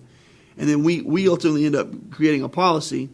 There were 17 people that showed up, and then when actually the rubber hits the road and people start saying, well, hold on, I'm driving through Port LaBelle, or I'm driving through Orchard Park in the city of Clewiston. I can't think of another example, Banyan Village, and there's 3 or 4 homes up that don't meet any of the design standards, and they're beautiful homes, and you evildoers are telling me that I have to do all of these other things that's going to now eliminate my ability to afford that home. And I want to run those traps as much as I can prior to us becoming the Hendry County HOA. And we do, we've talked about that, and we talked about the need of homes that we have, and the need of having people in tax base, and so Yep. we have to be very careful in what we do, that we are not hurting ourselves. And Jennifer, that's why you're in the seat that you're in. I mean, Charles, for all of his energy and his skill set, I don't think that he can really empathize with what Hendry County has. I mean, I know he's from Crestview. I know I know he's in Gaston County. There's a lot of parallels, but he doesn't have that in his DNA like you do, and the ability to understand exactly what a Hendry County and, what we view, what we want, and then how do you make those things come together? Because, you start talking about you can only paint your houses 2 colors, it's not going to fly, I had a house that was orange once. My dad made me paint it white again, I thought it was a pretty house. It was a burnt orange. It looked nice, And so this was the outcome of a prior meeting where everybody came and they were upset about the modular homes. And you all, like you were saying, Commissioner Wills, for a couple of years, you've kind of been driving this conversation. And so we're here, but it's just a conversation. We're not looking to force a policy down anybody's throat. We want to make sure that we have all the input from all the people involved, and especially you all, and make sure that everybody's comfortable. We're not looking to do anything to stymie growth here. We've talked about that numerous times in our meetings, talking about this specifically, that we need to be really careful that we do not have any unintended consequences. Right. Jennifer, you've sat in this room, or you've sat in your office whenever a constituent has come in and they're angry because I don't know if we're making them tear down a carport or we're disallowing them to build a carport and they don't have engineered documents, or we're not allowing them to build a ramp because they don't have engineered, specifications for building that ramp. And, I think we need to take all of those variables into consideration whenever we're doing this. And I think back to my uncle and his frustration with the state of Florida Department of Health on trying to get his septic tank built and permitted and his CO so that he can move into his house. And then how he went about building his deck and all that stuff, and I mean, there was just a ton of frustration with those things. And I don't know how we balance that all out. So I'm looking forward to having those, So. I think we should take our time and do it right. April might be, we can go further if we have to. Well, if we could come back in April, the second meeting in April, and we can provide you with Information. the feedback that we've received and have the same conversation, and get further input from you all, so you have an opportunity to talk, amongst as a commission. And I'm not really, what I was suggesting for the April 26th meeting, I'm not necessarily talking about presenting anything that's being adopted. I'm just. Nail it down, yeah. Let's just narrow this down to what the feedback that we receive, and, come back before you and talk about it again. You're gonna get all the builders, Margaret, in the area? Try to get all of them on the round table? Yes, sir. We have an email blast that we sent this out, that included, I'm sure we missed somebody, but, we pulled it all from our Trackit system and sent it out, and we'll continue to, cast that net out to get input from them. I understand that we really want to have opportunities for affordable housing. And I'll back up. And part of the reason why we thought we would start with just these zoning districts was because that left a whole lot of Hendry County that could have anything. And anything being of, and when you keep in mind that in our code right now, anybody could build a 600 square foot home in any zoning district except for 2, I think. But that's what our minimum house standard is. So when people are talking about tiny homes or affordable homes. I mean, we already allow that, which blows me away that we do. As a matter of fact, Wheeler Estates folks want to increase the minimum square footage for their area so that somebody can't build a extra small home next to theirs and that kind of thing. But there's just we have a lot of there's a whole lot of Hendry County, and I really think we need to start somewhere with looking at preserving values and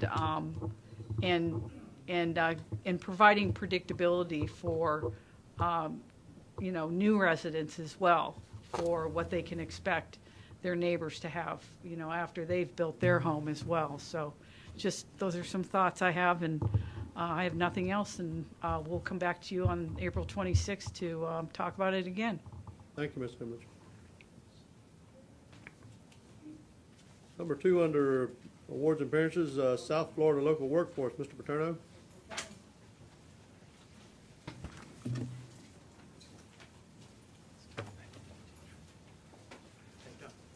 Evening, Commissioners. Good My name evening. is Joe Paterno, Director for the Southwest Florida Workforce Development Board. Some of you may have heard of us as Career Source Southwest Florida. And what we have before you is an application for the redesignation of our 5-county region as a workforce area. Every 3 to 5 years, depending upon the planning cycle, the Workforce Innovation Opportunity Act requires us to come to our county commissions of the 5 counties and get approval to continue those 5 counties as our local elected officials, or our local workforce region. And Hendry County is actually the chair of that local elected agreement, and we have it before you tonight for consideration and hopefully for approval. And once it's approved, it will be submitted to the state. The state does a process. We have 24 workforce regions who are going through the same procedures that we are this month, and we're hoping that you agree that we should continue the 5 counties as our service delivery area, and that the Workforce Development Board will continue to operate through the next planning cycle and for a long, long time. Motion to approve. Second. By Commissioner Turner, second by Commissioner Swindle. Is there any further discussion on this? Seeing none. All those in favor? Aye. Opposed? Motion carries. Thank you, sir. Thank you. And we'll get the signature at some point, or? We'll get it tonight. Okay. Do we have a If you don't, I have one right here. copy of the packet? Is it in the packet? Okay. We've already got it signed. Pass that down so we can pull it out of there, please. If not, I can get it. There'll be one of them. It's already signed, Mr. President. She'll pull it out. Oh, for you. okay. Please, Anita, thank you. Thank you. Thank you. Sorry for the delay. Oh, that's all right. Yep, sorry about that. You got stuck in you got ahead of this next fellow, though, and it could be all night. Good conversation. Number 3, Sheriff Whidden. I'd like to present a motion to adjourn. Second. I appreciate you letting me talk to you tonight. Excuse me. I want to talk to you about something that's really important. It's my duty to try to find the best way to protect the citizens of Henry County. And one area that we are lacking in is in the Department of Children and Family Services. I think if anybody here has had anything to do or a case involving family services, there's probably a good chance that it was not a good encounter. I'll tell you a little bit about how it works right now. If someone calls in reference to a complaint on a child or a parent or for abuse or neglect or whatever the case may be, the majority of these phone calls come in through a hotline, which is confidential, to DCF.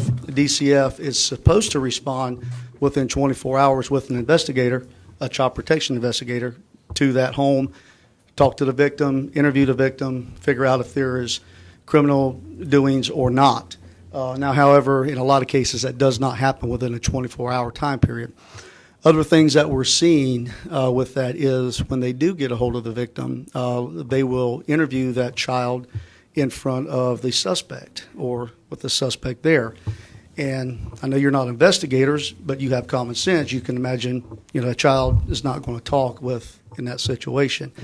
I'm not trying to bash DCF. If you've watched the news over the last, decade or 15 years, you've seen what happens with the neglect. We see that their investigators are overworked, they're understaffed. We had one that recently left DCF that was employed here in Hendry County a few months back, and she was quickly arrested by FDLE for falsifying those DCF reports, saying she was checking on children and was not. So what we're looking at doing is Florida statute allows for all county sheriffs to absorb the functions of DCF. And we're looking at doing that. I feel that, the advantages we have, I think we're a better management team. We are investigators. That's what we look for. They are not. There are 6 other counties that are doing it, and that has been doing it for a long time now. And in all of their statistics, they outperform DCF by good numbers. As far as recidivism rates of reoccurring violence occurring, response times, again, the sheriff's offices can just manage their people better. So what happens is we're looking to get approval for that in Tallahassee in April, and sometime in July we'll get the appropriations, and we will get their budget for that to hire the child protection investigators. So when a call is made and they go out, if they think there's criminal activity, they will call us, and we have to send one of our investigators over. We look at the case file that they send us, and we basically piggyback off of theirs. Hey, because we're not there, the interview's already been done, it's finished. So they say, well, there is or there is not. We sign off on it and we go ahead. However, that's really not doing our citizens a service. The other thing that I've seen is with DCF in a lot of cases is when there is abuse, sometimes it's like they don't want to take any action. I've seen babies that have been born addicted to heroin, and that baby is given immediately right back to that mother as soon as she's out of the hospital, just to later go on and be taken away again from the judge to give to the grandparents. I've also seen good parents that discipline their child with a belt, like probably every one of you have had when you were a child, and they want to hang that parent. So I've personally witnessed that. So again, what I would like to do, and the reason I'm here before you, is we have investigators, but their caseloads are high. I would like to be able to employ 2 more investigators to assign permanently to that unit that work hand in hand with these CPIs that go to the same training, that are there on every call. That way, if there is a criminal act that has occurred, we're there, we know what to look for, we can take action. And I think the people of Henry County would be much better served with that. So what are you here for? You want, 2 investigators assigned to, that will be assigned to. So you want money from us? Yes, sir. And where are we going to get the money? From the budget. I thought you was getting the budget from. That's for the CPIs, okay? Like I said, right now, what happens when they get a call, they go out, there may or may not be a crime. Again, you have to keep in mind, they're not criminal investigators, okay? I understand that. I okay. want to understand what the budget. So what happens is they do the report, they send it over to us, we sign it, okay? You say there's not, it's DCF, they're the state agency, what else do you do? What I'm looking to do is a better service for our citizens and hire 2 investigators that will be assigned to them, that will go with them, because the CPIs deal more with the disciplinary issues and the family services issues through the courts, if children in need or whatever. But they're not investigators. I would like to have 2 investigators to be assigned to them that can go with them and work hand in hand with those CPIs to better protect our kids. What's the cost? Around $177. That's vehicles, that's out the door. So that would mean every year your budget would go up Mhm. to 177. Yes, sir. Starting now. Well, down the line, once we get appropriate, yes. You're asking for it Wait, today, hold on. tonight You- for that? No, not immediately. Again, we're looking to get, we haven't gotten approval yet, which we will get approved in April. You're saying when you get approval? Yes, sir. Then you want the 177 to go along with it then? Right. So if you don't But get, I'm confused, Mr. Chair. If you're taking over DCF's budget, why do you need more money? Okay. Again, all right, so DCF has child protection investigators, all right, but they're not criminal investigators. All right. So when they send out an investigator to talk to this family about an alleged allegation of something going on, that child may be sitting there, and not saying anything. They don't know what to look for like we do. We're trained in those areas. So what they do is when they talk to the child says, no, nothing's happening, I'm all good, So they write their report, child's good, we see no evidence of any wrongdoing. This is a DCF employee. This is a DCF employee, they're child protection investigators. Okay. So at that point in time, they contact us, they give us their case report, we basically sign off on it, okay, because again, the investigation's already done, they've already been interviewed, it's done. Why, when they give you that report, why don't you go and investigate it if you think they're suspect in doing a Because poor job? it's already been done, they're DCF, that's what they do, but I'm telling you guys, have you watched TV, you see the neglect, the investigators that get arrested, there's a lot of mismanagement that goes on in this agency. Okay, but if you see that mismanagement going on, why don't you jump in the middle of it right now as a law We can't, enforcement? I've got caseloads like crazy over here. What does that mean? Our investigators are holding like a lot of caseloads. So the most vulnerable are being pushed to the back. Well, We're worried about others. but it's not pushed to the back. They're being investigated by DCF. I'm just saying that we can do a better job at that. But you need more money to do it. I would like to have 2 more investigators to assign to them, criminal investigators to assign to them only. So the I don't know what the CPI acronym you've used it. Child protection Child investigator. protection. So the child protection investigator that is an employee of DCF right now. Right. Okay. That person, you're saying you're definitely going, you know for a fact you're going to be awarded from the state legislature. Yes, sir. Yeah. The DCF process for Hendry County at the Right. end of this session. Right. So you're going to be one of now 7 counties? 6 counties, right. And there's more in the process along with us as well, so. So you guys are, the Henry County Sheriff's Office is going to now take over the role of DCF in Correct. Henry County. Correct. And there's dollars and cents that are associated with that process. Right. That are paying child protection investigators Right. currently. Correct. And how many child protection investigators? 8. There's 8. And we need to take, whoa. So we need to go from 8. We need to add 2 more to that to go to a total of 10. But we don't know. Not child protection investigators, deputy sheriff investigators. There's 8 deputy sheriff investigators? No. There's 8 that's already funded. You guys don't have to worry about that, okay? Because that's what we're getting allotted, will be through the state. 8 child protection civilians, okay? We're getting 8. All right, that's what we will have. We'll get their budget for that. We will hire them in ourselves. You're going to hire the same child protection No, investigators? and I'll tell you, let me go back to that now. Broward County did it, and we thought about that. Hey, why reinvent the wheel? Let's just take on the ones that are there. We'll try to retrain them. Broward County had the same thought process. Not one from DCF could make it through their background checks. Not a one. So when I tell you there's issues going on here, there's issues. So we're going to hire 8 civilian investigators, child protection investigators, okay? What I'm saying is that would be really nice to have is 2 full-time sworn law enforcement officers, detectives, that I could assign to that unit to work hand in hand with them. Okay. That's my request. So the 8 you're gonna hire, where are they gonna be at?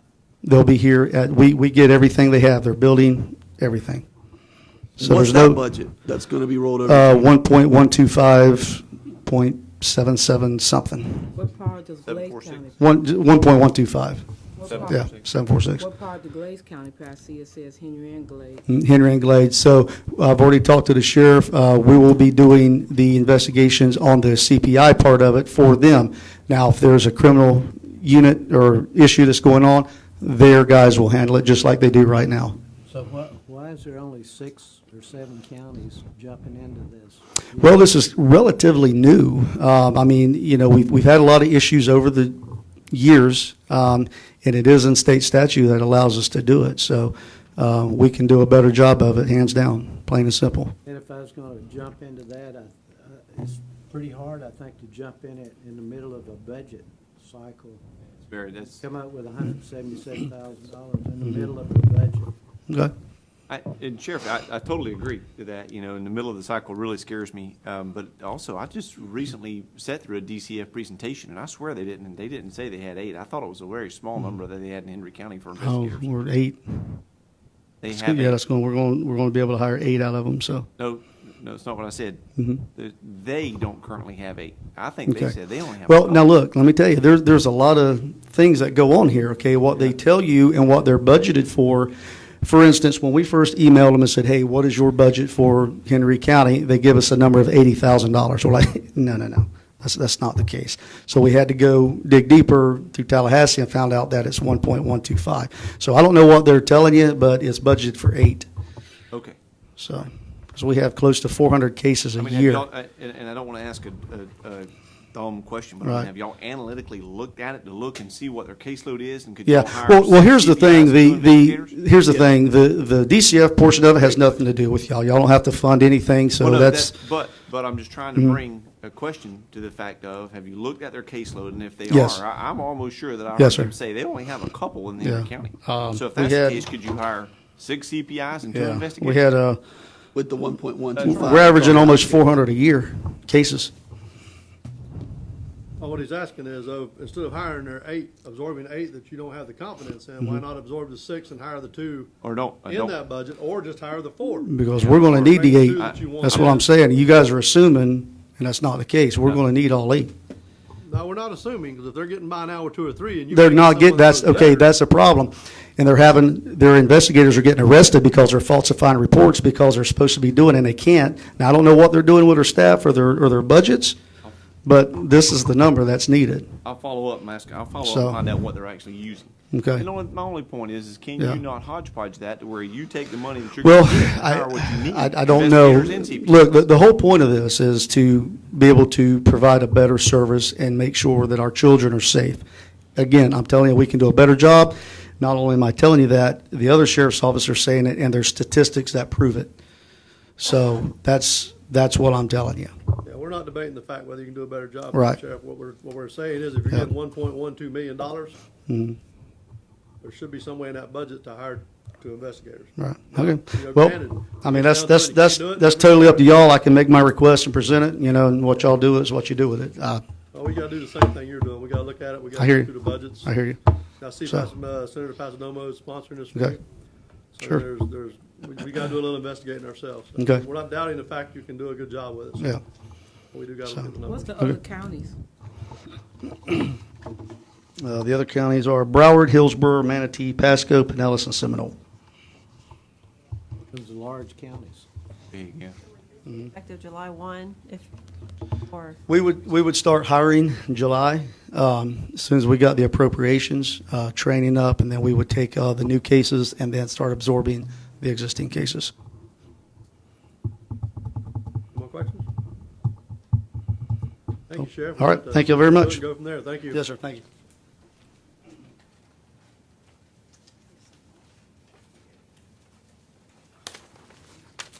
Okay. That's gonna take us to public hearings. Petition number RZ 19-0001. Yes, Ms. Commissioner. Ms. Simmons, one second. Had any of y'all talked to the sheriff prior to tonight about this subject? I had not. Okay, I hadn't either, so I was just wanting to make sure, because this was kind of cold for me, so I hadn't received anything in writing. Is this the one on the Joneses? It is. Yes, sir. I move to do option 1. Second. We got a motion by Commissioner Harris, second by Commissioner Byrd. This is a hearing of the public. Is there anyone in the public who would like to address this? Seeing none, is there any further discussion on the board? All those in favor? Aye. Opposed? Motion carries. Petition number 2, SC 18-0002. Yes, excuse me, Commissioners, the applicants are requesting a continuance. We have a meeting with them tomorrow. So moved. And we would request the continuance be to March 26th here at 5 o'clock in these chambers. Okay. Motion by Commissioner Turner, second by Commissioner Harris. Sir, the motion is for the time and date certain. For the time and date certain, correct. And There's also a public hearing. Is anyone in the public like to address this? None. All those in favor? Aye. Opposed? Aye, in favor, aye. But just real quick, and I noticed in here that the one side was farm, and then they were going to put the grinding unit where it wouldn't affect any noise, right? That's really for, well, the traffic on the road, but then the other thing is just a loud operation. So I want to make sure the neighbors were aware in that field area, or that they notify the folks They had a around community them. meeting. They We've did? already, at one point, Okay. we've had a community meeting on it. Okay, yes. all right, that's fine. That's what I want to You're make. speaking specifically to green waste? Yes. Yes, sir. Okay. Right, and we can get into this when we're actually That's fine. presenting, Yeah. but, Yeah. anyway. I agree. I'll leave it at that. I wanted to ask that real quick. Again, all those in favor? All right. Opposed? Motion carries. Thank you. For FYI, we had some updates by Mr. Parker. Everybody got that? And One other item, Mr. Chairman, the number 3, under oh, public 3 hearings. adoption. Oh, I'm sorry, Mr. Lapp. Go ahead. On that one, I do have an alternative proposal from what is in the packet. What you have in the packet are some amendments to the procurement ordinance. But since this was prepared, I did some more checking about how other counties do their procurement, and most of them have a very detailed policy, but it's a policy adopted by resolution as opposed to in the ordinance, the code of ordinances, although some do it in the ordinances. And so I've been thinking about ways that make it more flexible in the application where you don't have to waive things as much. And so I'm reconsidering the idea of taking a lot of the detail that we have in the ordinance, presenting it to you in the form of a resolution, and then have a lot of that in resolution, and then leave less in the ordinance, although there are some things that really need to be in the ordinance. So instead of having you adopt this tonight, I'm just kind of priming you for the idea, or seeing what you think about the idea of that kind of change, and then if so, we present that to you at a later meeting. I don't have a problem with that. I don't have a problem. No, we're glancing back at this at a staff level. That caused a lot of headaches many times. So I'm glad to see we're going to adjust this, and that will help speed things up on that level for sure. Okay, so what I'll do is I'll present it, put it together, advertise it for a public hearing, because there will be ordinance amendments associated with it, but it'll be probably 2 or 3 meetings down the road. Thank you, Mr. Lapp. That doesn't require any action tonight. No, correct? no action. Thank you. Staff reports. The next item is courthouse security contract. It was a placeholder. I'm asking for a 90-day extension on the existing agreement that we have with Giddens. So moved. Second. Motion by Commissioner Turner, second by Commissioner Swindle. Any further discussion on that? Ms. Davis, do you anticipate it's going to be them again? I really need more time. We are looking at, we are working with the sheriff's department to look to see if they want to provide security, and also Don Oliver is looking at who they use in Lee County. Uh-huh. And so we want to bring back some more options for ourselves. So we just need a little bit more time to do that. 1040. Thank you. All those in favor? Aye. Opposed? Motion carries. Mr. Parker, Hello, Chairman. For the record, Shane Parker, Henry County Public Works Director. First item I have for you is the lease purchase of 2 2020 Mack Granite dump trucks. I move option 1. got a Chairman, motion by Commissioner Swindle, second by Commissioner Byrd. Be clear, he's got a modification. got a modification on the option. It's to authorize staff to pursue the purchase of 2 2020 dump trucks from Nextron Truck Center pursuant to Section 1-2-184H from the county's procurement ordinance by using the Florida Sheriff Association contract. I move that too. Mr. Chair, discussion. Yes, sir. So Mr. Parker, we're buying 2 2020 Yes, dump sir. trucks. 2 dump trucks. That extension price of $134K, you had in there what the payment was going to be per year. Yes. Annual payment $91K. Right. You have that budgeted. Gas tax falls out of the planet. You're still set and ready to go. Yes. You have it pushed aside. We're okay. We're good. I usually budget about $200,000 to $250,000 for equipment every year.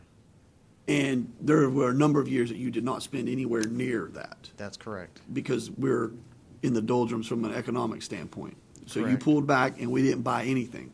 We didn't buy anything. The last big purchase that we did was The boom mowers. we bought two new mowers with machete slopes mowers on The them. ones that me and Commissioner Swindle are 100% sure you're destroying at an early rate because you're mowing too big of trees, but you're adamant that that's what they're made to do. Right, and then before that was we bought 1 dump truck, and then we also bought a cat skid steer. Now, the previous dump trucks, Yes, you were 14 to 20 years on the lifespan of those, correct? they might have been older. They're 2000. Okay. model, 19. Okay. And so, 20 2040, the commission is going to be looking at buying 2 new ones, correct? And do whatever you want. Probably so. Well, we still have older dump trucks in the fleet too. Okay, but okay. They're still fine right now. We're not Yes, looking at sir. buying no dump Okay. trucks for a while. All right. Yeah, some of the things been there since the last time I was there. Slowly weed them out. I know they old. Okay, Thank you, we Mr. got a Chair. motion and a second. All those in favor? Aye. Opposed? Motion carries. Thank you, Mr. Parker. Chairman, I have one walk-on item that I emailed out today, and I'll go over it for the record. It's LaBelle Airport Apron Rehabilitation Project, change order number 2 with Wright Construction Group. Who's gonna pay for that? Sir? Who's paying for it? I was going to get to that. Let me get the total price here. Tell me that. That's all we need to know. Well, FAA, the change order is broken up into 2 parts. There's one part of this $26,971.35 change order that is total change order is $26,971.35. Of that, $6,720.27 is related to the actual apron rehab project. FAA is going to fund 90% of that via confirmation of an email I got from FAA today. And it just made my head hurt, Mr. Chair. Are you saying 90% of the 6,000 or 90% of the 26,000? 90% of the 6,000. You see that sideways talk? He needs to run for Fast, office. What's going on here? I'm not sure if FDOT is going to cover the 10%. They Okay. typically do, but it's not that much. LaBelle Airport has that much money in their budget. So we're still at 20K. Right, the 20K, Road and Bridge will pay for that. Okay. LaBelle Airport will have to reimburse them in the next budget. Okay. But okay, no problem. Have a second. Keep t- Motion by Commissioner Harris, second by Commissioner Turner. Any further discussion? So all those in favor? Aye. Opposed? Motion carries. Thank you, Mr. Chairman. Parker.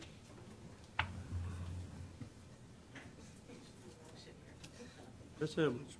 Yes.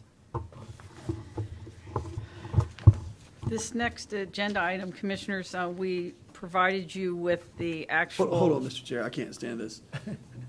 Shane, this was the fuel farm destruction. FDOT is paying for a huge portion of this contract. Yes. Why is this not the definition of unforeseen conditions, and they're going to go ahead and pay for it in its entirety? Okay, there is. Why don't you fight them for this money? I'll explain. Not physically fight them, but paper trail with electronic All right. messages. Because the other portion of that change order, the 20,000, is unrelated to the project altogether. It was related to the runway. Okay. And the reason we want to do the change order now is because we need to mill the asphalt out and repave the damaged section. And they're using the asphalt we need on the apron rehab project. It's Okay. cheaper to do it now Yes, sir. than to do They're the already project. mobilized out nicely. there. Go ahead and do it. Well, and you have to shut the asphalt plant down to run that type of asphalt to make that mixture. That really They nice don't stuff. use it on roadways, so the price goes up, so it's cheaper to do it now. Different asphalt. Thank you, Mr. Chair. I'm going to sleep better tonight. All right. Down to make a difference. Very good.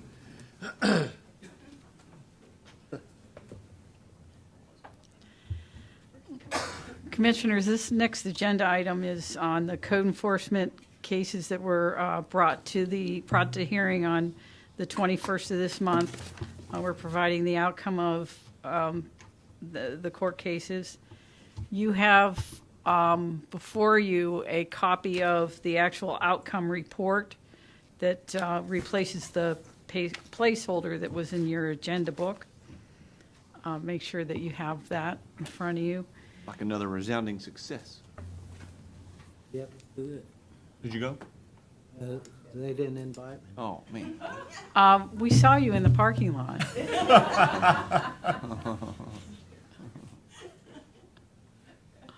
Anyway, yeah, you're correct in your comment, Commissioner Swindle, that, it was successful. And I really felt comfortable. I attended the meeting or the court and had to be part of the discussion on the one case that has to do with the PUD.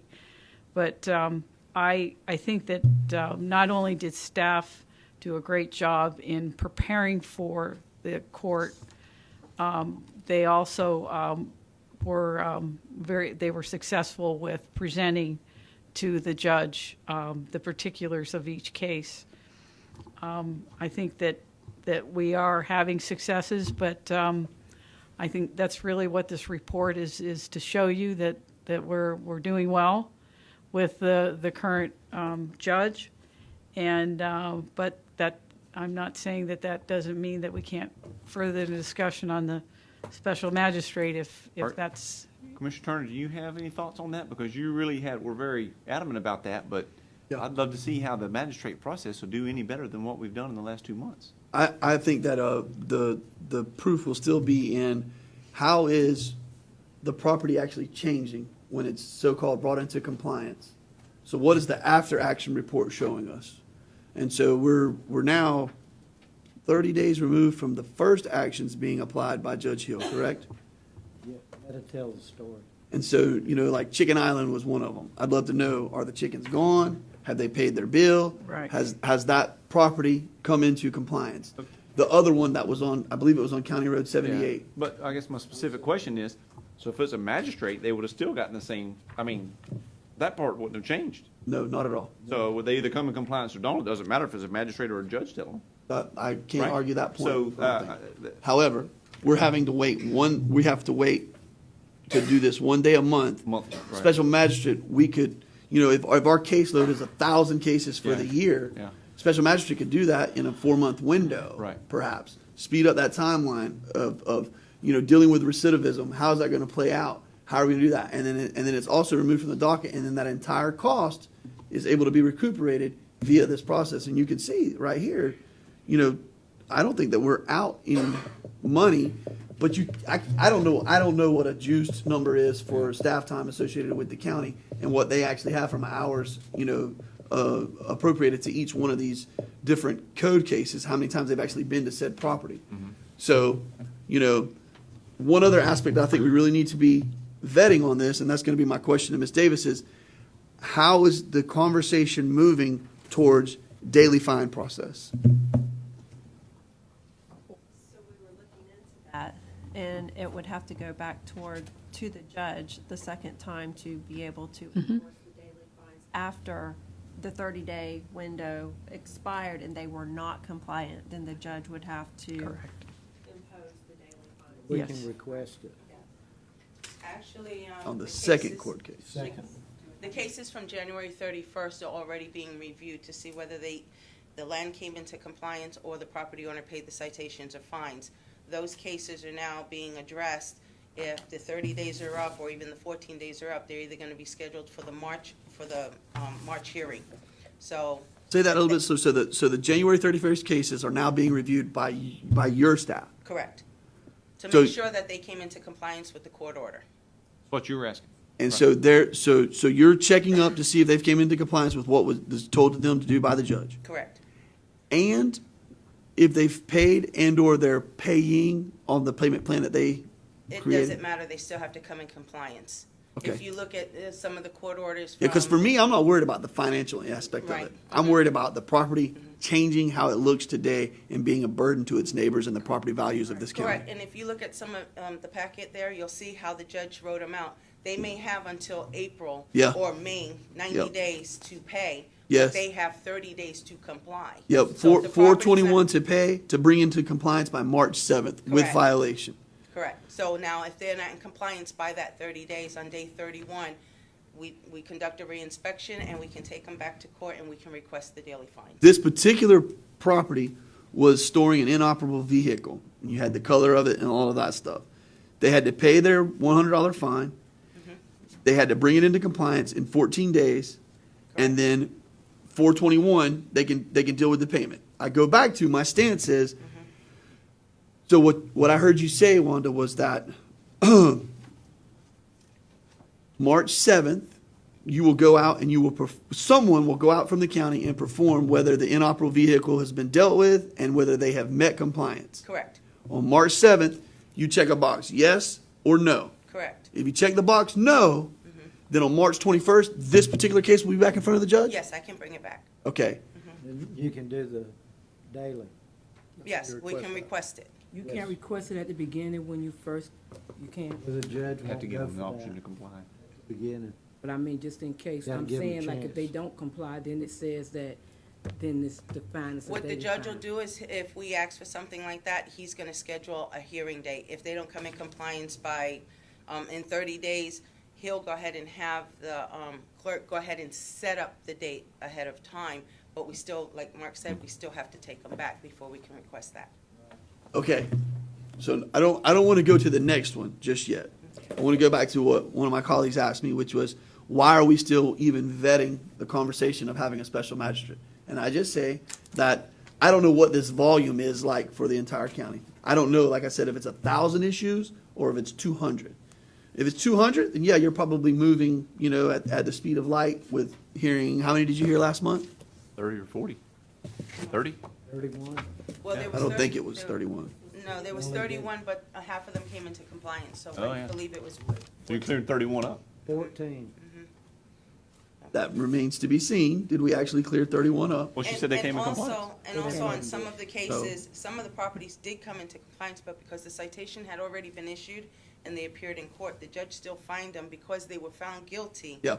And they were already issued the citation, and most of the constituents, they said, when the judge asked them, were you in violation? They said yes. So he fined them, but they were already in compliance. Yeah. So we're still taking all of them to court And regardless. I did read where that went to the county rather than to the clerk. Is that correct? Excuse me? And I did read where the fines were administered back to the county rather than the clerk. Is that correct? Well, yeah, go ahead, I'll let you. I thought I read that in the report. No, you're right, that the majority of those fees, the citations, go into the BOCC coffers. However, the clerk of courts takes 10% of those dollars from off the top because of their processing costs. And so we don't get all of that, but we're doing pretty good. So you started out with 31, 14, 15 came into compliance January, so you only went 15, 14, 15, 16. This time we did 40 or so. No, I think it was 20-something. 22. So what? So Six what does or that, 8 came into compliance prior to. So what does that load look like with regards to staff preparing and the time in court? Is that saturation? Could we do more? Could y'all pour it to it and bring more, and the judge have time within that day to deal with more? Or is that? They haven't given us a time frame. Excuse me. They haven't given us like a certain amount. Once we send it over, if for any reason it gets full, like it when he first started, then they'll tell us that they're going to push something back. Another month. But if Okay. we give it all to them at one shot instead of like a day here, we give them a stack, and then we just remembered this one has to go. Yeah.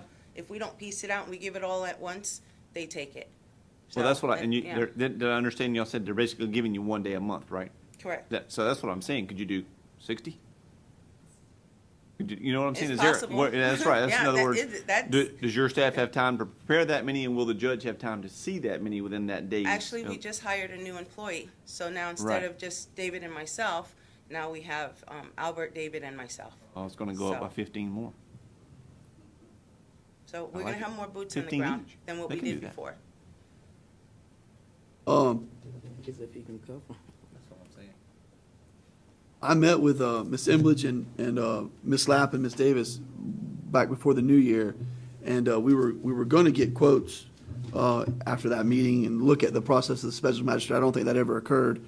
One thing that I do want to point out is, let me ask another question too. So I believe it was December we approved a massive liens. We approved. It's the first time I'd ever done that. We were going to do that again this month, and we were going to do it last month as well, the last meetings of the month. This is 2 months now that have gone by. Yeah, we What's had to that make some status? corrections on the liens, and I had to do some releases of liens, but those are going to be brought to you next month. That was said last month too, just so you know. Correct. Mhm. Okay. So what corrections is it just dotting I's and crossing T's? Yeah, basically, yeah. Okay. And we had to add a blurb into our invoices that we were sending the property owners that we didn't have in there, the 12%. No? Yeah, the interest. So we made some adjustments, and we resent the invoices. So you'll have them next month, the next hearing, you should have them. Ms. Davis, you feel confident now that we're actually going to bring that back in the month of March, and we're going to start that lien process properly now? Okay. Let me ask you another question. The Kozak violation, that one got really odd, and it sounds like someone has an unlicensed slaughterhouse that's being operated. in the county right now. That's correct. Why did they get such a long time to come into compliance? And that can't be too nice to the neighbors. Slaughterhouses are stinky. Well, this particular slaughterhouse is located as such that it's far enough away from existing residents that we've never had specific complaints about them. They started operations. We contacted them. We opened up a case. We met. They went back and forth about they were going to bring it in, submit an application to amend their zoning so that they could have the slaughterhouse. Well, they dragged their feet, and we were trying to be nice to give them time. They also are conducting agritourism tours there. At the slaughterhouse? On their property, because they have free range chickens and Awesome. what have you. Get But paid. what they actually did was they took an ag building, that they didn't have to come in and get a permit for, and they converted it into a slaughterhouse illegally, and they've been operating. And apparently they've been very successful with their slaughterhouse. They've also been participating in some of our community events, and so on. But they have been, I don't know how else to say this, but kind of thumbing their nose at us. And That happens a lot with our process.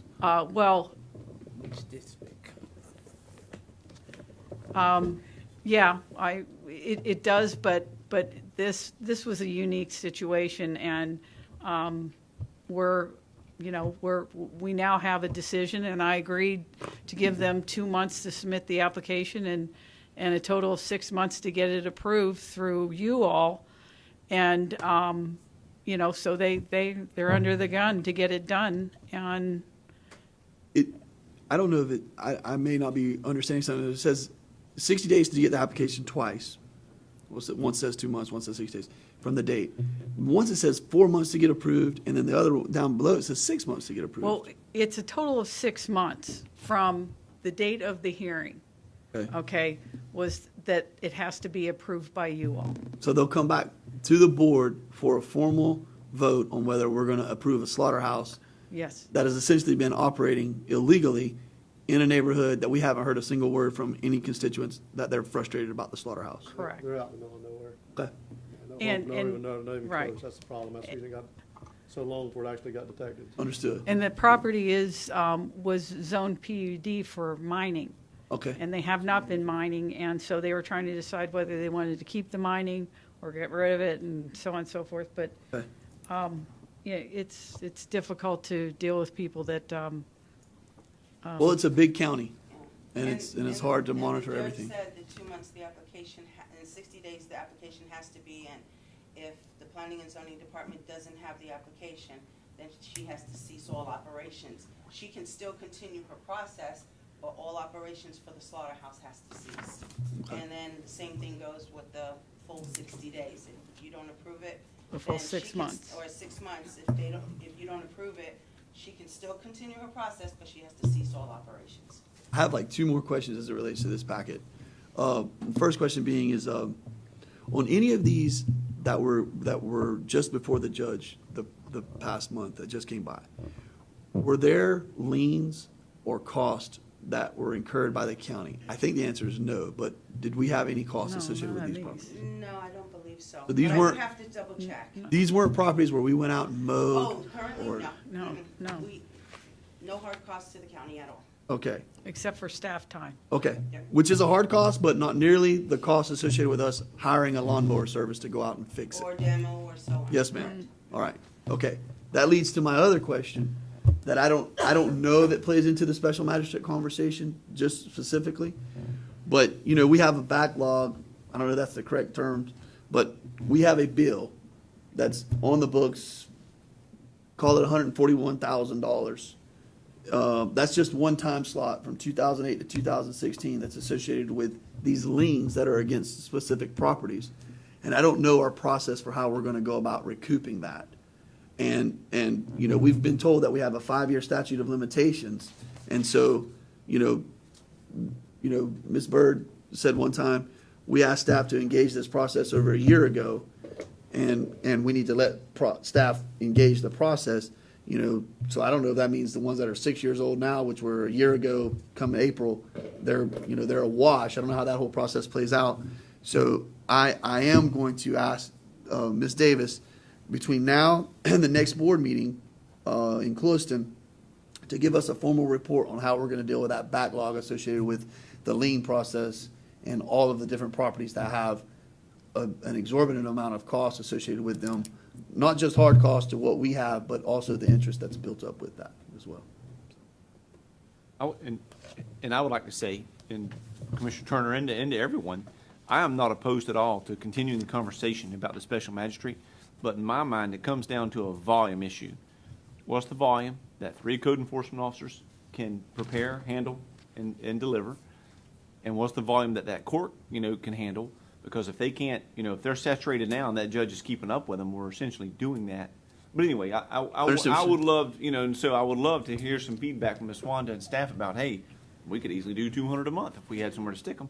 Well, then, then let's, by all means, so we need to, think about that, because I'm all for helping Commissioner Turner beat this drum and do everything we can to bring the homes and the blighted areas into compliance as soon as possible. And because we have an additional officer, Margaret and I have been speaking, and we're already going to start scheduling sweeps in certain areas. Now that we do have an extra body, and the sweeps and educating the public, door hangers, public information, and all that falls into play is going to help along with the court cases.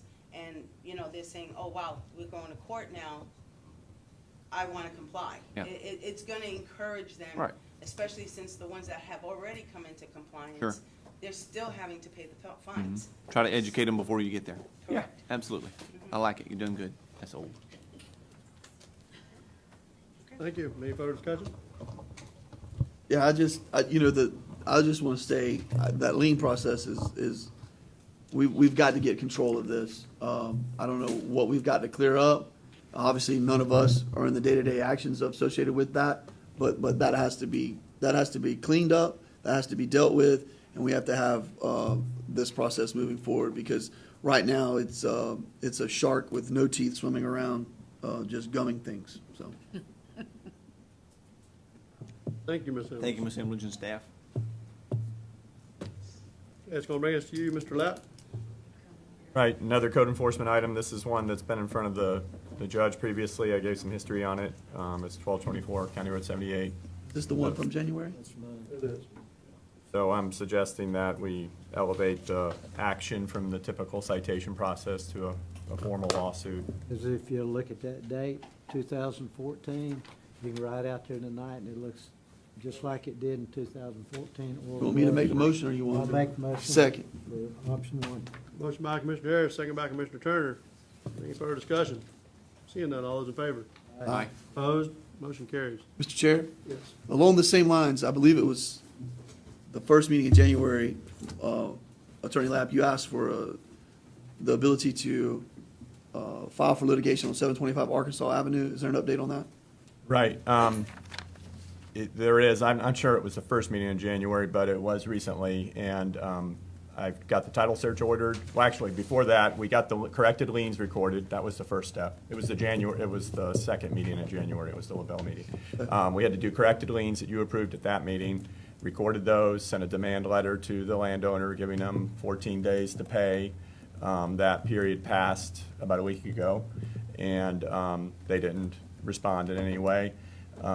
Ordered the title search. I'm waiting the result of that. I was working on drafting the foreclosure lawsuit today. Chair, I have tremendous confidence in our county administrator. I would like to ask for you all to consider our county administrator to take those lists of properties that are out there, and irregardless of what the costs are that have been built up against that property, because the county has incurred a hard cost associated with either demoing or mowing or whatever it may be, but those are usually the two biggest. I would like to ask our county administrator to bring back, along with the plan on how we're going to deal with the exorbitant amount of liens and interest and all those costs that are associated with how we're going to actually recoup those costs. I'd like to ask her specifically to give us an idea if she thinks there's 5 properties that sit in this litigation wheelhouse, or 10 properties, or 3, or 20.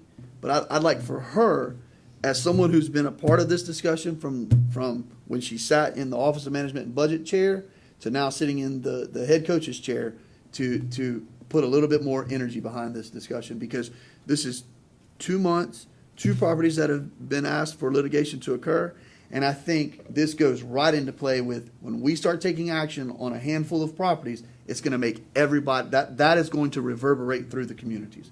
So I'd like for that direction to be given. Let's try it. Okay. Okay. Ms. Davis, do you dislike that idea? Does that create an uncomfortable situation for you? I mean, what are your thoughts on it? She likes it. She likes it. I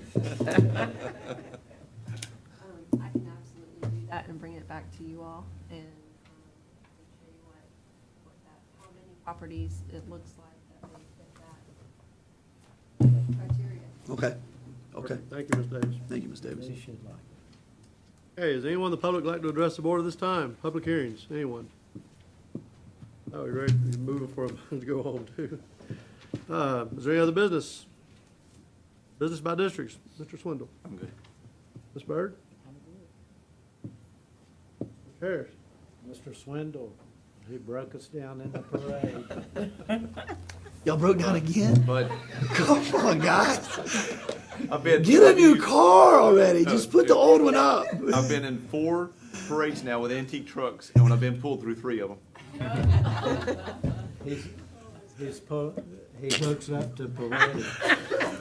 I'm on the back of the truck going like this.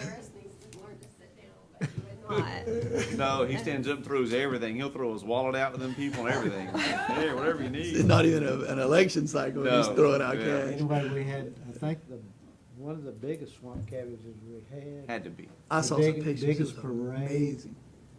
The Armadillo race broke records, $9,700 profit in the Armadillo race.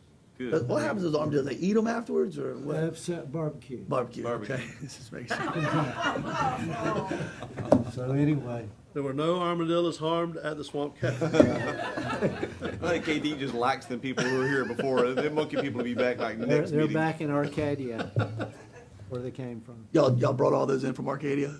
Drafted them in? They couldn't get them around. Some solid talent. Okay. Mr. Commissioner Turner, don't have anything, so. I sure do. The LACO meeting, do you have any updates for us, Ms. Davis? I do. So we've been working with the administrator in Okeechobee initially, and she's identified the Okeechobee High School for our auditorium. That would be most suitable. So we had a few dates early on in March, and we called you, and then we had to change it because it's going to be a scheduling nightmare. I think we can all appreciate. And so it's looking now like it's probably going to be in April before we're able to meet. So we're waiting on some additional dates.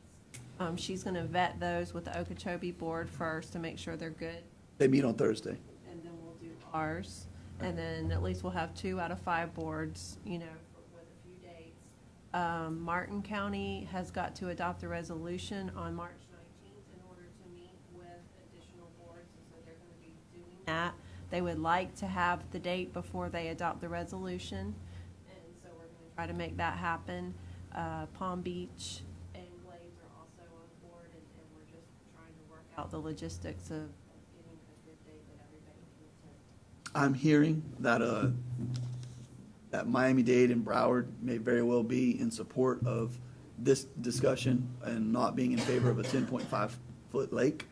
On March 21st, I'm hosting a commissioner from Collier and a commissioner from Lee County and a couple of their staffers, taking them actually out on Lake Okeechobee, showing them just how the whole system works a little bit. But I think that this is something that, if at all possible, we really need to all be there, and we need to challenge our sister cities to attend as well. Do we know of any counties that's supportive of the 10.5? I think that, I mean, I could be reading the tea leaves wrong, but I think that Martin County is going to be very difficult to get to come right out and say, we're not necessarily for this 10.5-foot lake. But the rest of them can. I think that, Will. I do think that they will. And I also think that we're going to see a very receptive tone from Audubon of Florida in a major aspect of this as it relates to the littoral zone, the wading bird habitat. And I think we're going to see Lee County and the city of Sanibel really wanting to have a good conversation about this because they understand, all of the dynamics. I could be misreading that completely, but that's just what I'm hearing. So, so that's it on the LACO meeting. Ms. Davis informed me that the hospital did send a hyperlink from when they came here, and I asked about specific reports. I'm interested to see if those were a third party or if it was the company that actually runs the hospital. For what now? Remember when Mr. Bells came and told us that the hospital was knocking it out of the park? I don't know if he said that exactly. Yeah, I remember something. And I said, well, that's great. I'd love to see those reports. And would you be receptive to having a third party come in and actually perform an assessment on the hospital? It just goes back to my previous profession. I loved having outside people come in and look at what you're doing and say, you're really good at this. You suck really bad at that. You need to change the way you're doing. And you need, you guys can continue to do this way, that, but, you need to change up some things.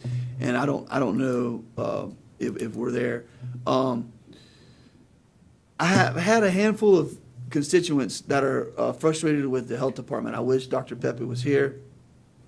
They're being approached by health department employees, which is an entity of the state of Florida, and they're being told their septic tanks are bad, and they're going to have to replace it. And a septic tank is a pretty significant expense. They're not necessarily, in my opinion, from what I've been told, this is all anecdotal, I don't have any documentation to support this, but they're not being given a report that says your septic tank has to be replaced because it is failing, it is leaching, it is doing whatever. They're just saying it's really old and you need to change it. And I know Commissioner Harris takes exception to people wanting to replace things that are really old. So, I don't think there's anything wrong with some of these septic tanks. And I think that we have to be cognizant of that being pushed out there like that. Because, guys, I go back to, we all say, Commissioner Harris, I guarantee you said this during the campaign process. Vote for me. I'm all about job creation. I'm all about making the process streamlined. I'm all about making it easier to conduct business in Hendry County. But yet, I'm hearing that a health department, which no matter if it's our area or not, it comes back to us. They're saying you're gonna have to change your septic tank, and that goes back to another part of the discussion that we had, talking about price point and your ability to stay in or continue with your business. And those are all things that work against our business community or our constituents and their ability to exist. So I want to find out what that is. And Well, we need to learn the facts. Yeah. I mean, the septic tank ought to work properly. Yeah. And if it's not, they ought to replace or fix it. I Okay. get that, but. Don't disagree. That's, but There's so we not need a to whole get the lot can facts. go wrong with a septic tank. Ain't much. I just had to replace one. Well, yeah, and the problem is, the older tanks, Easy you're if not you looking at would. the septic tank, you're looking at a pump system to get to the septic tank because the house is too low to get there's a lot more to that than just the That's septic tank. $7,000 or $8,000. At least, a minimum, that's not adding the pump. No, I had to put the pump in. But literally, one lot over from where one of these businesses has been discussed, there's an RV sitting next to a house that has an old existing concrete pad. The concrete pad has probably been there for 15 years, minimally. The house was abandoned for probably a year. Now there's a family living in the house, but they weren't even bashful about it. They put a trench in the middle, diagonally across the yard, and then they put an RV next to that concrete pad, and then there's a white pipe that goes out the RV. And I'm dying to know if there's a septic tank violation there, and or if a code has even been opened. So Ms. Davis happens to know exactly what I'm talking about, and and I'm going to go out on a very strong branch and say there's no violation, and no one's had their door knocked on there. But yet we're going to pick on someone who's employing people and doing things, and that sticks in my saddle a little bit hard. And then the last thing is Goodwills. I just want to know, I'm still getting hammered on Goodwills. I know Ms. Davis had a really good meeting with Mr. Mandel, and correct me if I'm wrong, Ms. Davis, but we have them queued up for time certain, right? They're ready for this fiscal year. They're still going to give us services. And we've already accounted for those dollars. Yeah, so you gave them $45,000, and this year we offset their gas bill, but it was for the entire fiscal year. And so we have contributed, just like we always have, to Goodwills for this fiscal year. The deadline for next fiscal year was over December 31st. And So I met with Mr. Mandel, I think it was in between the last board meeting and this board meeting. We met for some time, and we went through and I documented all the programs that they have, all the dollars for Hendry and Glades, and I have quite a bit of detailed information that I'm going to summarize and get to you all for information. Funding, what's available, what the timeframes are, and what their obstacles are, how many people they're serving, about how many people that they are not able to serve and why, as far as just an explanation from them as to what that means. And so I have all that information that I'm going to be sending to you all, and it really, I think, will help understand what's going on. It doesn't solve the issue, however, of the people that they're not serving, and so that is what we need to figure out. I have a radical proposal For tonight? right now. Let's hear it. How many of y'all have passed a Goodwill's bus in the last 10 days? I have. Have you ever seen more than 2 people being serviced from a standpoint of, actually getting the service of riding on the Goodwill's bus? I've never. Sitting empty in parking lot. For a while, right? Yeah. But yet we're going to get a report that says there's X number of people a day that they're giving that service to. Well, they can make that report, do anything it wants to. I know. I don't know if you heard about DCF. They're doing a horrible job in Hendry County.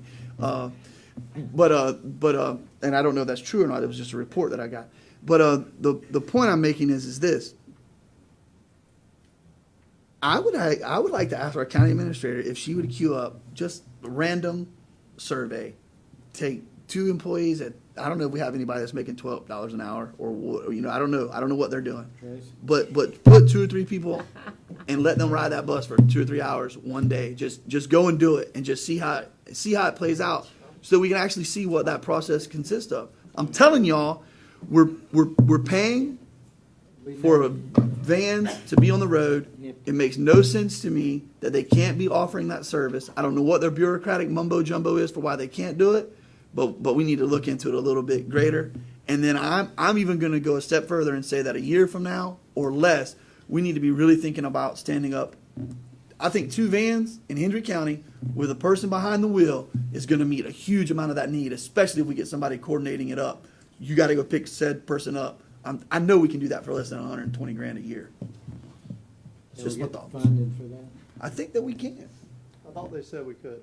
They said we could, and they said there's no way that we could do it. Goodwill said there's no way that we could do it for the price point that they're doing it at. We would lose money every day. Wasn't If we can that- actually haul people around, that'll be a plus. That would be a plus. I'd rather just break even and allocate more than $45,000 and provide a service. Right. Because the key of it is, they're not serving the people that need to be served. That's exactly right, Ms. Bird. I have constituents that have no one in their family. They have no ability to get to a hospital.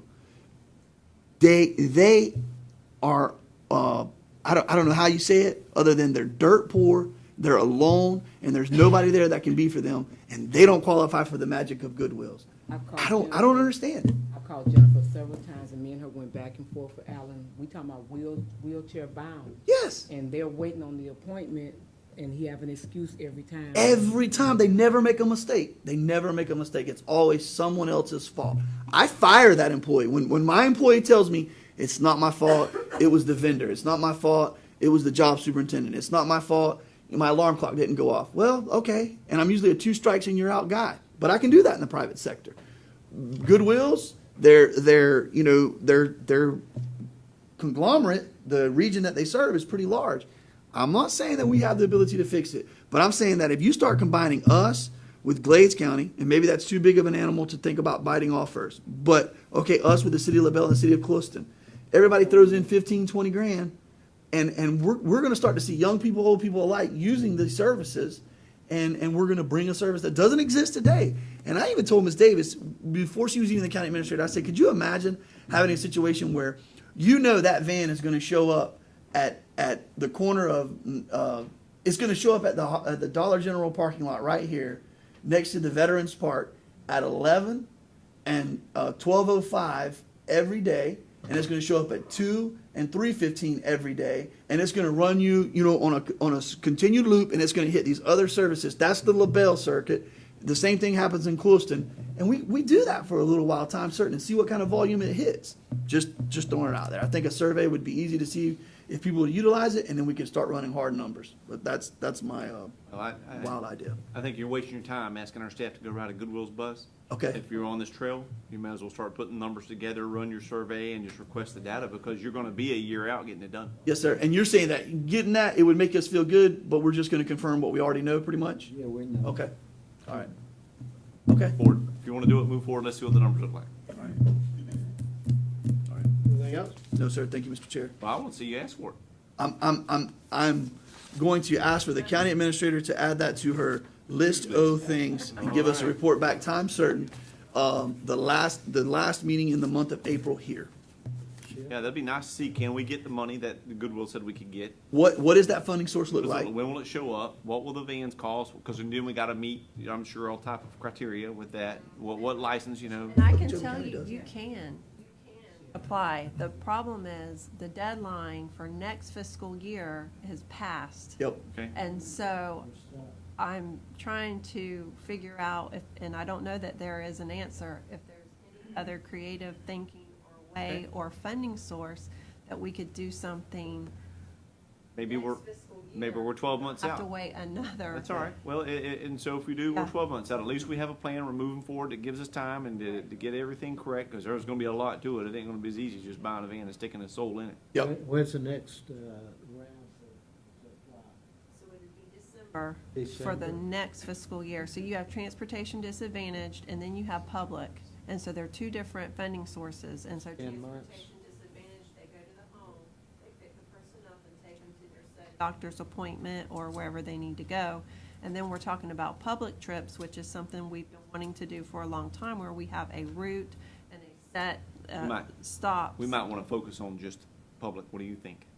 I don't know yet. I don't know all the variables. It's Yeah. just like I was asked to fund 2 people and I don't know anything about Yeah. anything. Right. Got you know. several different things. Right, there's a lot going on there. We better Yeah. take one bite, in my opinion. I think that DeSoto County has some version of this, and Okeechobee County I know does as well. There you go. Yes, sir. We can, Yep. we can go see what they're doing. Yep. Buddy Mansfield, Commissioner Mansfield, I believe is the Transportation Disadvantage Coordinator. Commissioner Mansfield, I believe that's his company that does that. Yeah. It'd be interesting to just look at the details, you know. Got a couple ladies at the church right now, that's what they do. The ones that don't have rides every month, Take 'em we up. take, yeah. Yeah. Well, That's part of it. They'll tell you point blank, Goodwill's told them they couldn't take them. yeah. We transport quite a few back and forth. My staff that I work with, they laugh at me so hard every time one of those buses with the handicap accessibility comes up on an auction. I bid on it all the time. They're like, "What are you gonna do that?" I was like, "I'm telling you, the need's here, and it would be interesting if you just paid a person that passed the level 2 background, so that you know they're gonna meet all those requirements, and you put that bus out there and you noticed it, you advertised it and said this is a free service that's available. How well would it be used? You know, I think it would shock us. I think so too. Fill them up. I think so. Maybe it might be French Canadians in Clewiston, but you're still gonna fill it up. So I move we adjourn. Well, no. I get to okay. complain a little bit. Oh, okay. I thought you already went. No, I'm waiting until you say the best for last. my man, Quick question. Well, where have we gotten on the possibility of putting a fire truck and an ambulance across the river? We talked about that a year ago. I haven't heard any more about it. So where are we at on that? Anybody? We applied for some FEMA funds for a place over there, and we were initially waiting to see what that might look like before we move further with that project. I will tell you, this doesn't answer your question, but we received the first FEMA reimbursements today. Dollars? Lost the bet. I'm glad I lost that bet, though. So it wasn't. Wait. It wasn't Wait. a lot. You owe me like $1,000. I know it. It's recorded now. We can figure this out. Man, I owe Jennifer So like a fired hamburger or up. something. So we did.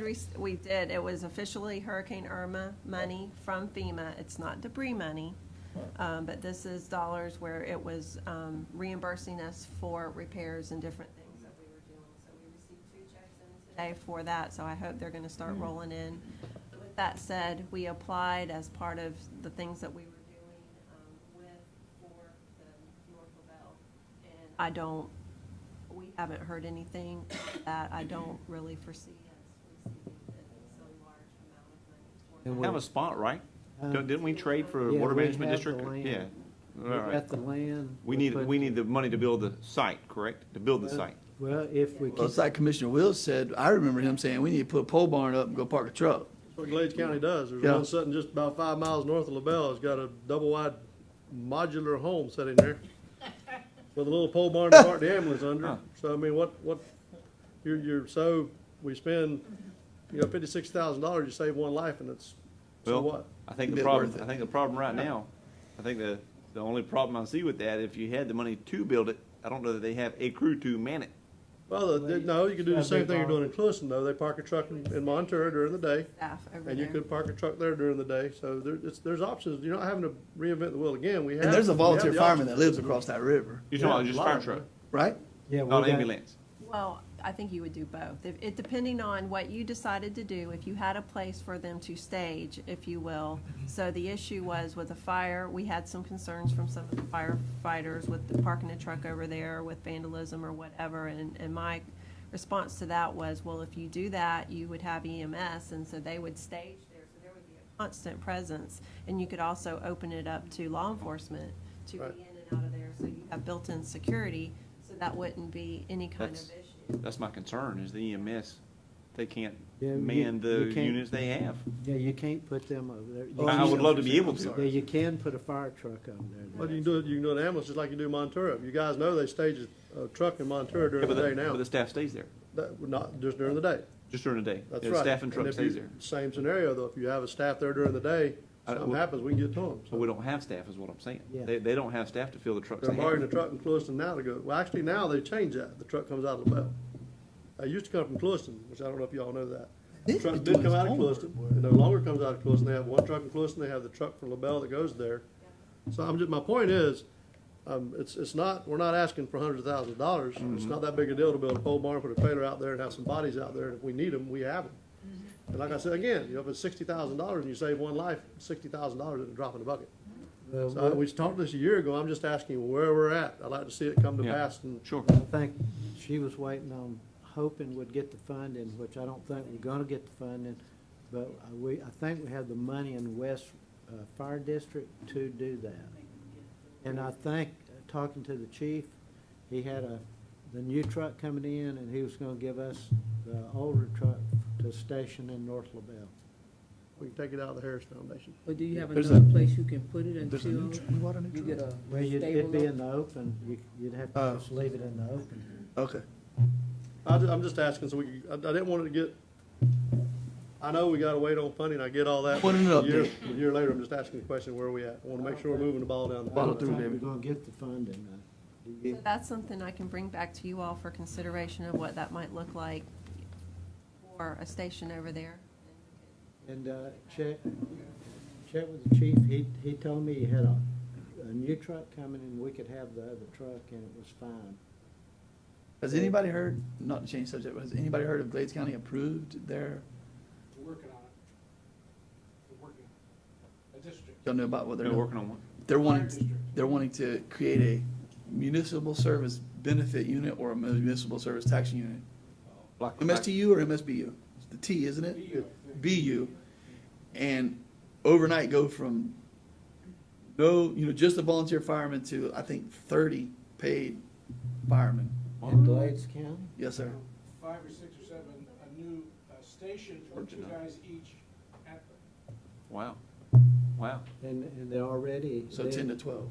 They had 10 meals, so they don't have any, they spent all the money. But that's something we talked about at the last meeting, if you remember, we talked about that as well for safety. We talked about the MSTUs and MSBUs for Right. fire, ambulance. They're working on it. So, and they are working on that, so that's. I can just tell you, and I'm gonna bring back a more formal report to you, but I have met with LaBelle Fire, with the chief as well as, Ron Zimmerly. We had a real good discussion about fire policies and procedures and protocols and who shows up when and what that looks like and how much that costs and trying to create efficiencies in dispatch and all those things before we got carried away talking about full-time firemen. And so that was our discussion, quite frankly. Awesome.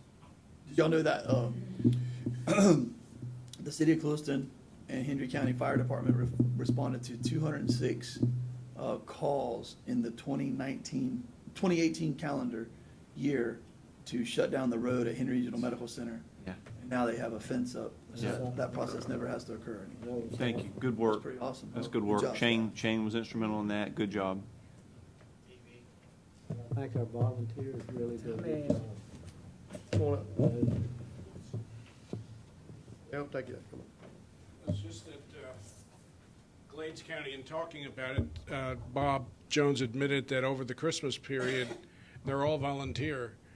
They had the entire Christmas period, no volunteer showed up for anything. Really, they're all gone.